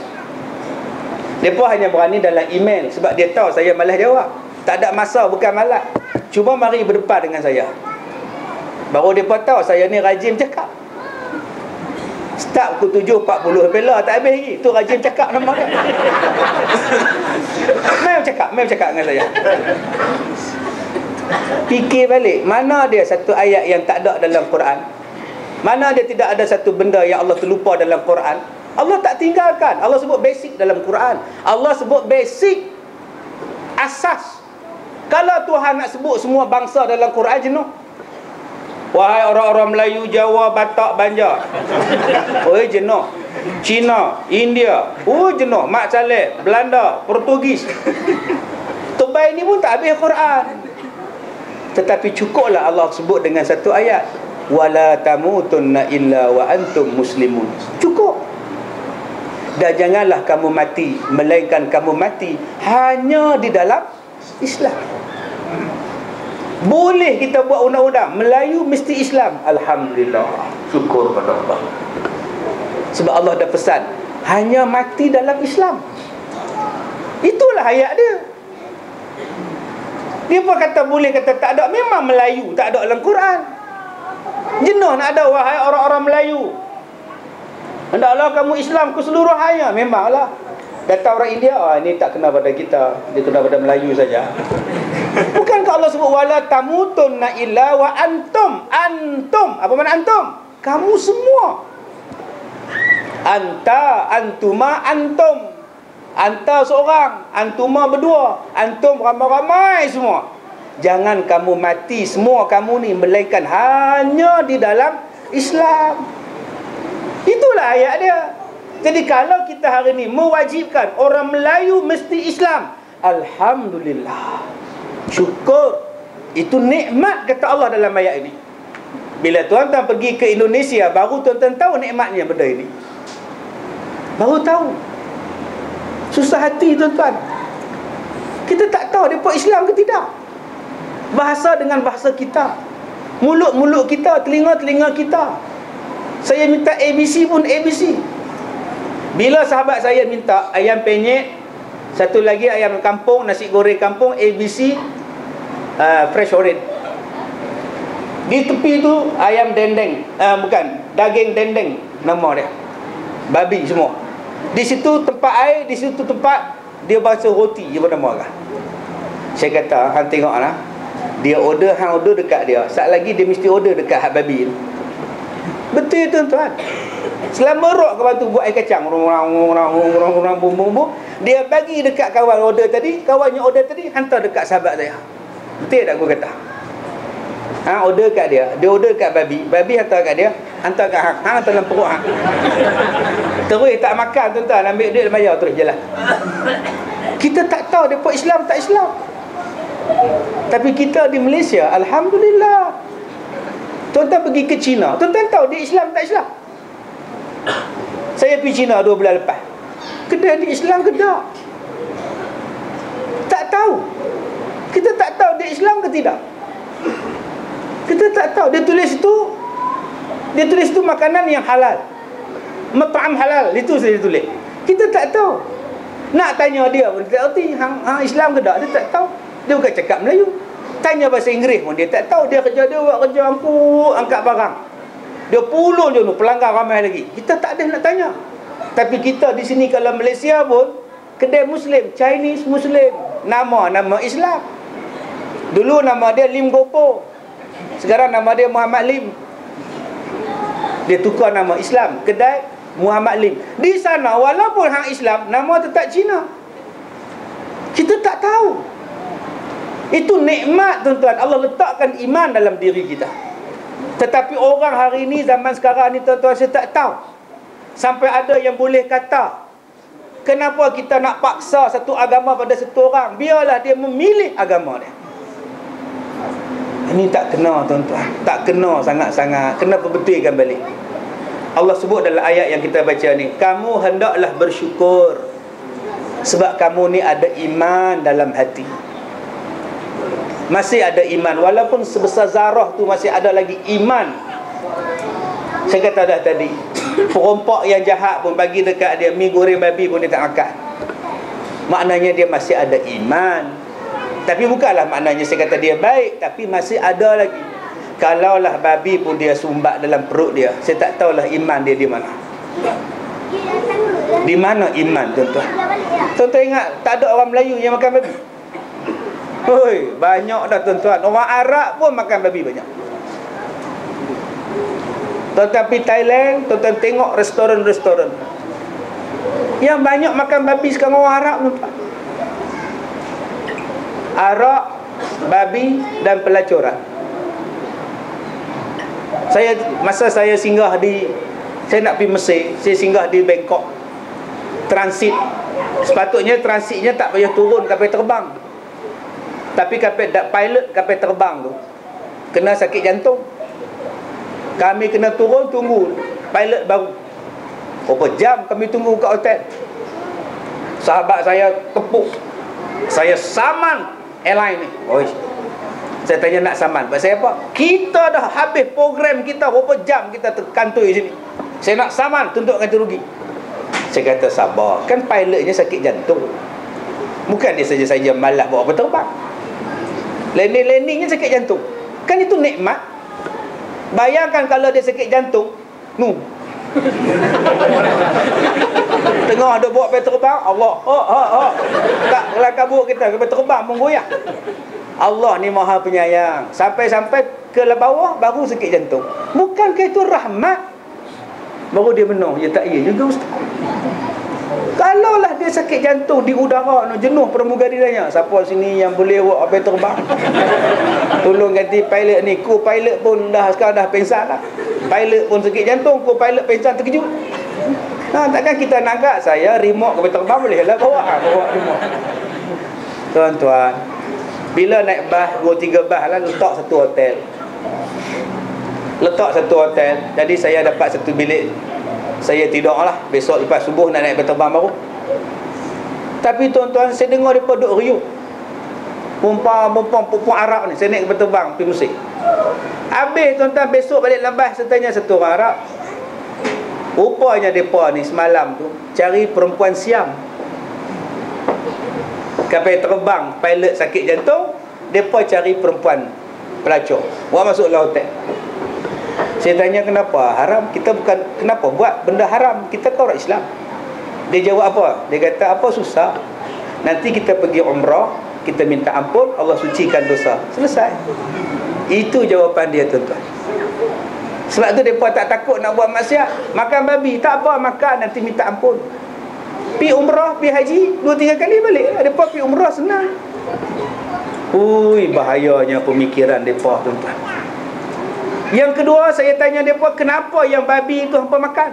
Dia kata yang haram tu, yang zaman Nabi dulu. Babi mereka kotok zaman tu.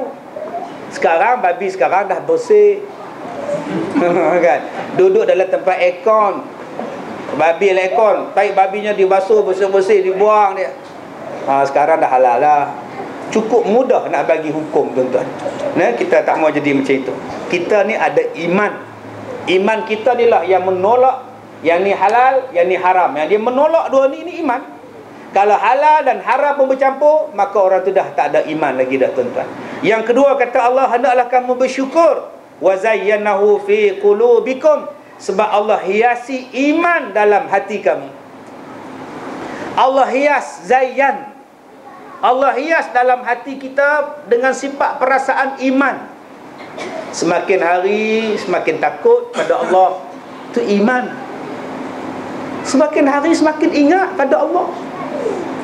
Kita dulu mau lompat boleh. Sekarang kalau lompat 2 bulan duduk di rumah, patah lutut.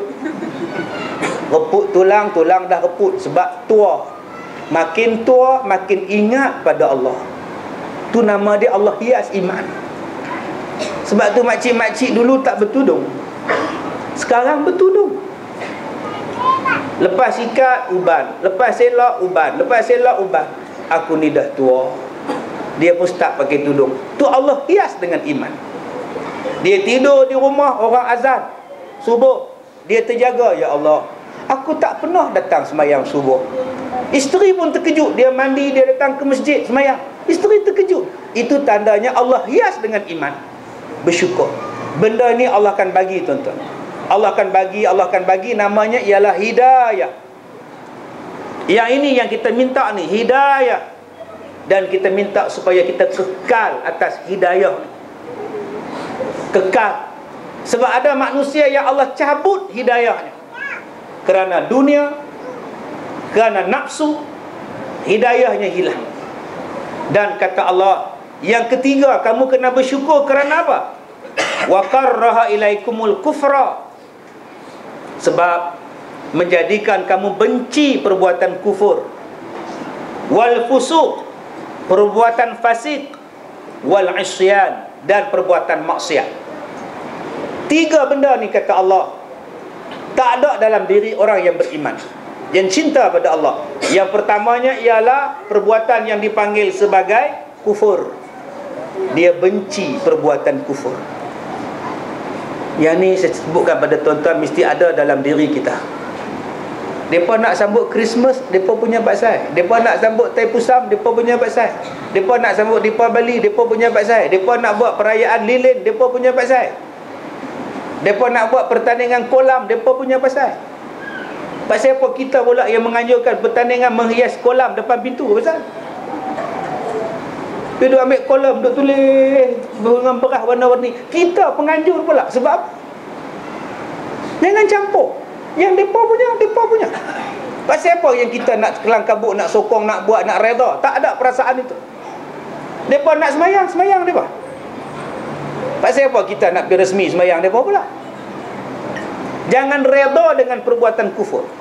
Mereka minta penggunaan kalimah Allah, jangan reda. Kalau kamu nak guna kalimah Allah, masuk Islam, kamu gunalah kalimah Allah. Kalau kamu tak nak Islam, jangan guna kalimah Allah. Ni hak kami. Sebab Allah yang kamu faham dengan Allah yang kami faham adalah berbeza. Kufur. Yang kedua, hendaklah kita benci dalam diri kita perbuatan fasik. Tuan-tuan, fasik ni benda-benda jahat yang kita buat, kita benci. Apa dia seburuk-buruk benda fasik? Seburuk-buruk benda fasik ialah menggelarkan orang dengan gelaran yang buruk. Seburuk-buruk fasik apa dia? Bi'salismul fusuq, menggelarkan orang dengan gelaran yang buruk-buruk. Saya sedih bila saya baca dalam internet, orang gelarkan manusia sekarang ni dah jadi macam tak ada apa-apa. Digelarkan tambah-tambah dalam bidang politik. Tak setuju, dia panggil orang yang tak elok. Dia panggil orang yang tak elok. Dipanggilnya ni Aziz, panggilnya Pok ni. Jangan panggil Pok ni, haram. Dia tak suka dengan Anwar, dipanggilnya Al-Juburi, haram. Tak suka dengan Najib, dipanggil Atantuya, tak, haram juga. Siapa pun tuan-tuan di sini, jangan duk panggil orang dengan gelaran yang mereka tak suka. Itulah seburuk-buruk fasik. Hari ni saya lihat seolah-olah halal. Tak suka dengan Ustaz Kazim, dia panggil Ustaz Kazim anjing. La ilaha illallah. Dia panggil anjing, tuan-tuan. Saya sebutlah dalam ceramah saya di Melaka. Dia panggil anak saya dari Jahannam.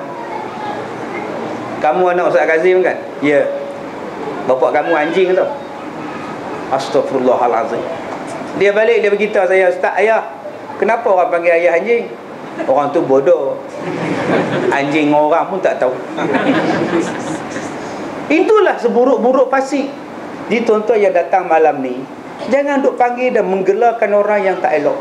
Nama dia Ni Aziz Nikmat, panggil dia Ni Aziz Nikmat. Kalau nama dia Hadi Hawang, panggil Hadi Hawang. Kalau nama dia Anwar Ibrahim, panggil Anwar Ibrahim. Kalau nama dia Rusmah Mansur, panggil dia Rusmah. Kalau nama dia Najib Tun Razak, panggil Najib Tun Razak. Dah. Adakah kita ni dipanggil tak berani? Kalau tak berani menggelarkan orang dengan panggilan yang buruk, adakah kita ni dianggap sebagai pengecut kalau tak maki orang? Adakah kita ni dianggap ceroy kalau tak maki orang? Tak, tuan-tuan. Kita ni kadang-kadang nak ikut orang bagi seronok, nak bagi tunjuk kita ni brutal, kita bagi gelaran macam-macam. Oh, dia tu bagus, bagi kepala otak. Allah tak pernah panggil dengan panggilan yang buruk. Kalau nak panggil panggilan yang buruk, panggil pada yang betul-betul buruk. Iblis laknatullah, panggil. Fir'aun laknatullah, panggil. Abu Lahab laknatullah. Depa ni confirm dah laknatullah. Tapi kita yang datang malam ni, kita yang hidup atas dunia ni, belum tentu lagi dilaknat oleh Allah. Kalau Allah nak bagi hidayah pada dia, nak kata apa? Nak kata apa, tuan-tuan? Kita duk marah Mike Tyson, rogol orang. Dah masuk Islam Mike Tyson. Islam apa ustaz? Bertetu banyak lagi. Dia bertetu tu sebelum dia Islam. Nak buat macam mana? Takkan nak striker kot.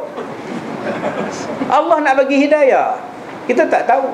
Saya yang pakai serban ni, kalau tercabut hidayah pun Allah boleh buat. Mana nak tahu? So, buka serban, buka baju, duduk jalan Bukit Bintang. Tak besar hati orang. Buang janggut, buang misai semua, duduk lagu tu. Apa? Mainlah. Allah boleh buat. Iman kita ni naik turun, naik turun, naik turun. Iman kita naik turun, naik turun. Ni tengah iman tengah kuat ni, tuan-tuan. Masya-Allah. Saya tahun 90-an dulu duk mengajar belah-belah Pulau Pinang tu, tuan-tuan. Mikrofon ni macam Bill Clinton buat statement.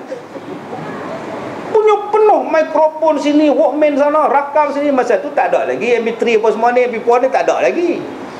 Sampai di bawah letak Walkman penuh. Bila saya pergi ceramah sekarang, tinggal saya tu je. Tu pun hak masjid punya. Pergi mana lagi yang lain? Tak tahu. Sebab iman manusia ni dia ada tinggi, dia ada rendah. Dia ada tinggi, dia ada rendah. Buatnya rendah-rendah, tak naik-naik macam. Sebab tu kita minta petunjuk. Berilah petunjuk. Minta petunjuk ni pun salah lagi. Ni doa. Ada satu ustaz marah saya bila saya doa macam ni. Apa ni ustaz, entah doa macam ni. Macam inilah doa. Saya kata, ustaz, syekh, doa bukan tangan. Doa bukan tangan. Doa tu mulut. Seruan doa. Doa ni minta di mulut. Tak minta di mulut, minta di hati. Tangan ni cara minta. Cara minta tangan. Kalau saya minta dengan mulut pada doktor, boleh? doktor saya minta izin tambah sampai pukul 10.30. Boleh? Minta dengan mulut. Tapi kalau nak bagi kuat, minta dengan tangan. Doktor, izinkan saya. Nampak? Pompong dia bagi. Pasal saya minta dengan tangan dan mulut. Kan? Tangan ini cuma bentuk. Kalau saya tak mau, doktor kata, ustaz sambunglah sampai ke berapa pun ustaz nak sambung. Saya akan cakap, doktor saya minta izin, minta maaf doktor, tak dapat doktor, saya nak balik awal doktor. Nampak tangan saya? Ini nampak, saya tak mau. Minta maaf lah doktor, saya nak balik awal, minta maaf ya, saya tak dapat lah. Cuba sebab minta maaf lah doktor. Lah, nampak? Apa masalah tangan pun jadi masalah lah. Tuan-tuan lepas ni pergi kenduri kahwin, orang bubuh nasi, tuan-tuan dah tak nak makan. Ini kenduri yang kelima. Tuan-tuan akan cakap, tak nak, dah kenyang. Ni dah 5 tempat, tak nak, nampak? Tak nak. Lagi bubuh satu besen di bubuh. Masalah tangan pun bising. Astagfirullahalazim. Baik. Jadi tuan-tuan, Allah Ta'ala berkata, yang ketiganya orang yang benci kepada perbuatan derhaka wal isyan. Ni malam ni, tak lama lagi lah, saya tadi daripada Ipoh nak ambil sini tak jam. Tapi daripada KL nak pergi ke Ipoh dah start jam tuan-tuan. Ni pukul berapa saya sampai Ipoh ni? Dekat tol Jalan Duta tadi pun Masya Allah, daripada Duke tadi tuan-tuan dah jam lah. Sampai ke Rawang dah jam lah. Dah bersusun dah jalan ni. Sampai ke berapa saya ni? Ya, perbuatan jam. Susah nak balik ni tak? Tapi saya tetap datang. Macam mana aku nak terbang ke apa ke malam ni. Baik tuan-tuan, sebab apa orang balik kampung? Cuti Jumaat, esok cuti Sabtu, Ahad, Isnin, Selasa cuti. Ya, hari Isnin pun cuti, tahun baru orang ambil cuti. 31 malam, 31 malam. Ni dia. Dia start lah. Iklan lah dalam TV. Sambutan tahun baru. Main konsert sana, main artis sini setiap tahun. Saya bersyukur ada pihak-pihak yang menganjurkan sambutan tahun baru secara Islamik. Ada ceramah, ada konsert yang tak bercanggah dengan syarak. Ada syair, ada puisi, ada pantomin. Kemudian nyanyi lagu negaraku. Tak salah menyanyi lagu negaraku. Tak apalah, buatlah. Ada bacaan Quran, ada selawat. Saya menyambut countdown di Singapura. 30 ni saya ceramah di Singapura. Malam sambut tahun baru saja. Buat kat stadium. Jadi kalau Singapura pun boleh sambut tahun baru di stadium, tuan-tuan leceh kalau tak boleh buat. Yang ni yang saya cakap pada satu orang semalam. Saya cakap semalam saya ceramah forum perdana bersama dengan Dr. Fadilah Kamsah. Ya, tuan-tuan boleh tengok dalam saya punya Facebook, beribu-ribu manusia. Saya kata, Datuk, patutnya program ini dibuat pada malam tahun baru. Panggil Rabbani, panggil Kazim Rabbani, buat konsert, panggil Dr. Fadilah, buat ceramah motivasi. Buat, baru cantik. Ya, kadang-kadang program kita ni hanya buat awal-awal saja bentuk agama. Tapi ujung-ujung tengah-tengah dia perbuatan-perbuatan yang isyan, yang derhaka, yang ni tak cantik.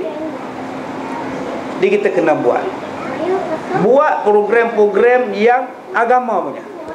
Tuan-tuan tak nak bagi orang pergi Dataran Merdeka, nak tengok konsert malam tu, Taman Keramat ni kena buat program sambutan malam tahun baru.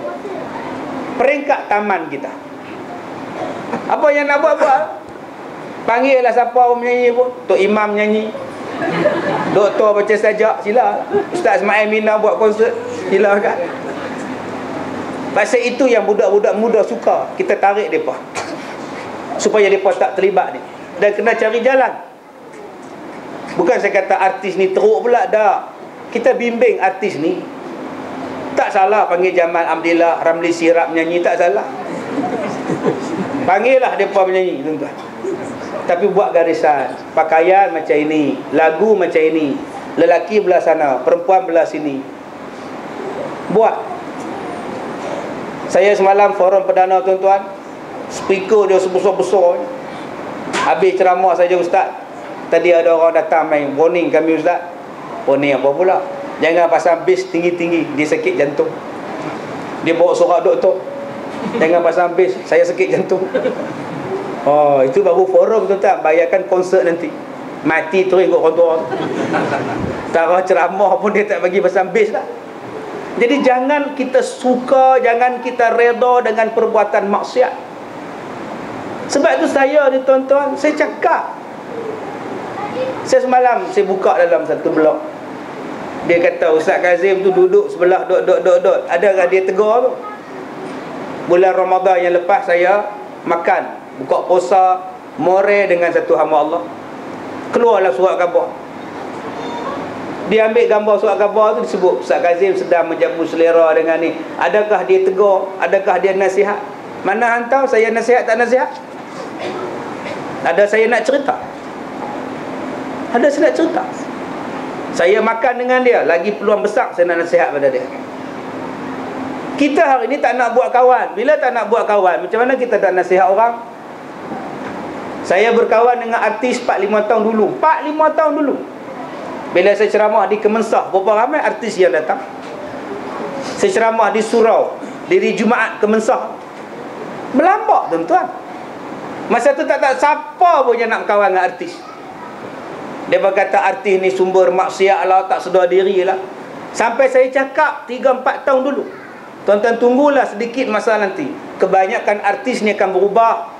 Dulu 3-4 tahun dulu, yang baca berita pun akan bertudung, yang pelakon pun akan bertudung. Tuan-tuan tunggulah, insya-Allah kita cuba buat. Baru setahun ni lah mereka pakai habis lah. Tak pernah pun mereka pergi buat, kita pergi buat. Saya kata pada masa tu yang bagi tudungnya Haji Singh je, duk baca berita. Itulah gunanya dakwah. Tapi orang hentam saya. Tak Kazim tu kawan dengan artis tu, nak glamour tu. Sekarang bila artis dah bertudung, siapa duk kawan? Junjung sana usung, siapa buat? Saya tak nak usung dia buat ceramah pun. Jangan duk ngata ke orang. Sebab tu kita dakwah pi berkawan. Berkawan. Bila kita berkawan, kita boleh nasihat. Kalau kita duk jauh-jauh, nak nasihat apa? Saya kawan dengan doktor, saya boleh nasihat dia. Tapi kalau saya tak kawan dengan doktor, saya nak nasihat apa? Dia sembahyang tak betul. Sambil minum kopi saya bertegur dia, doktor, tadi doktor sembahyang tak betul. Saya bertegur. Tapi kalau saya tak kawan dengan dia, macam mana saya nak tegur dia? Sebab tu kalau kita nak tegur orang, kita kena rapat dengan dia. Sebab saya cakap dengan dia, Datuk Seri, saya ceramah satu Malaysia, Datuk Seri, daripada Johor sampai Kelantan, Terengganu, Pahang, sampai Perlis, Datuk Seri. Kawan-kawan saya ialah orang-orang biasa, orang kampung-kampung, orang-orang biasa saja, yang tak mengaji tinggi-tinggi, anak-anak kampung, tak ada pelajaran, kuli-kuli sahaja. Kami semua ni Datuk Seri, kami semua sayang dan suka pada Islam. Kalau boleh Datuk Seri, banyakkan program Islam dan janganlah buat program-program maksiat. Saya cakap. Tuan-tuan ingat saya tak cakap? Saya minum kopi saya cakap, InsyaAllah Ustaz, InsyaAllah. Dia ikut, dia tak ikut, dia punya pasal. Tapi jangan tuduh orang. Kita yang duk melalak, kadang-kadang kita yang duk cakap, ada kita direct cakap dengan dia, tak. Ini kelebihan kita. Gunakan kelebihan itu, the right man on the right place. Kita boleh bercakap direct pada dia. Alhamdulillah. Kalau tuan-tuan baik dengan seorang pengarah, dia boleh kontrol semua pekerja di bawah dia. Kalau tuan-tuan baik dengan pengarah urusan, tuan-tuan boleh kontrol di bawah dia. Baik seorang di atas je. Inilah kaedah dia. Bukan banyak menghentam, bukan banyak menilai. Apa yang tak berubah, dia takkan berubah juga. Dan kata Allah, perkara-perkara yang kamu benci, mereka yang bersifat demikian ialah orang-orang yang tetap menurut jalan yang lurus. Dan yang keempatnya ialah kita benci pada benda-benda yang haram tadi. Siapa yang sayang kepada tiga dan benci kepada empat benda ini, kata Allah Ta'ala dalam surah Al-Hujurat, maka orang itulah orang yang lurus. Orang itulah orang yang benar, tuan-tuan. Jadi kita ambil daripada tiga hadis ini dan petikkan daripada surah Az-Zariyat, surah Al-An'am dan surah Al-Hujurat, memberikan kepada kita tahap keyakinan kita, kecintaan kita kepada Allah dan keyakinan kita kepada kecintaan kita kepada Nabi Muhammad sallallahu alaihi wasallam kita letakkan pada asas yang paling tinggi sekali. Jadi tidak ada perbezaan di kalangan kita, jangan ada pergaduhan sama kita, jangan ada perpecahan dengan kita. Cukup ambillah Allah dan Rasul untuk menjadikan titik permulaan untuk penyatuan kita, perpaduan kita dan kasih sayang kita. Saya pergi ke Indonesia 4 hari tuan-tuan. Puas naik bas. Kalau orang ajak saya naik bas lepas ni saya tak mau. Puas. Sehari 8 jam naik bas. Jam gila. Sesak. Programnya satu tapi ya Allah jam. Subhanallah. Tapi apa yang saya belajar daripada orang Indonesia? Penyatuan mereka, tolong menolong mereka sangat hebat. Saling faham memahami sangat hebat. Jalan jam, saya tak dengar bunyi horn. Tak dengar bunyi horn. Mereka tolong menolong. Ada kereta yang nak U-turn, tak boleh U-turn. Kereta di belakang berhenti, tahan kereta depan. Kawan ditahan kereta depan, suruh jalan keluar. Subhanallah. Bawa kereta, orang lintas jalan, tak marah pada lintas jalan. Dia suruh lintas jalan dulu. Punya baik tuan-tuan. Kita lah, ni puan-puan bodoh, puan-puan buta, semuanya ada. Mereka tolong tuan-tuan. Dia tak marah. Mungkin sebab mereka susah, sebab mereka ni semangatnya kuat. Tak marah. Saya tahu beli barang duduk dalam pasar depa, dalam supermarket depa, ada orang yang main jual air, ada orang yang heret air, ada orang yang duk jual kuih. Dalam satu pasar raya orang duk jual boleh, tak marah. Dia buka kedai makan, orang duk jual tak marah. Subhanallah, sebab mereka sayang sama-sama mereka tuan-tuan. Ini benda yang kita kena belajar daripada orang Indonesia yang sangat hebat di situ. Dan satu lagi yang saya belajar tuan-tuan, saya masuk tandas eksklusif, tandas eksekutif. Bersih ya amat, tapi bayaran cukup mahal, RM5,000. Bersihnya tuan-tuan. Diambillah kita pelajaran daripada sahabat-sahabat kita di luar negeri untuk kita kembangkan bersama. Seulang balik insya-Allah saya akan mengadakan majlis perasmian bangunan tahfiz, mahat tahfiz saya yang baru di Manjoy pada 24 hari bulan 2, 24 Februari, dan insya-Allah akan diresmikan oleh Imam Masjidil Haram. Jadi saya jemputlah tuan-tuan untuk sama-sama kita buat semayang malam itu, semayang dan kita bermunajat, dan kita akan diimamkan oleh beliau, dan macam-macam program daripada pagi sampailah ke malam. InsyaAllah tuan-tuan boleh tengok dalam website kita www.albarakah.org ataupun Facebook saya akan maklumkan dari masa ke semasa tarikh yang tepat dan sebenarnya. InsyaAllah apa yang saya ajar tadi adalah dipetik daripada buku saya yang terbaru. Ini adalah buku saya yang baru dilancarkan tadi sebelum sembahyang Jumaat. Tajuk dia ialah Bicara Jiwa, Panduan Kesempurnaan Iman. Di buku ini saya tulis untuk mahat tahfiz saya. Jadi tuan-tuan boleh beli di luar untuk masuk tabung pembangunan mahat tahfiz Al-Quran Al-Qiyad dan Qiraat Pusat Pendidikan Al-Barakah di Manjoy. Jadi tuan-tuan, sekadar itu saja.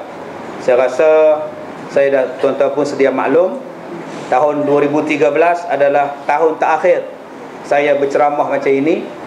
Ya, saya akan menamatkan ceramah-ceramah saya ni pada 28 hari bulan 11 2013. Genap usia dakwah saya selama 23 tahun.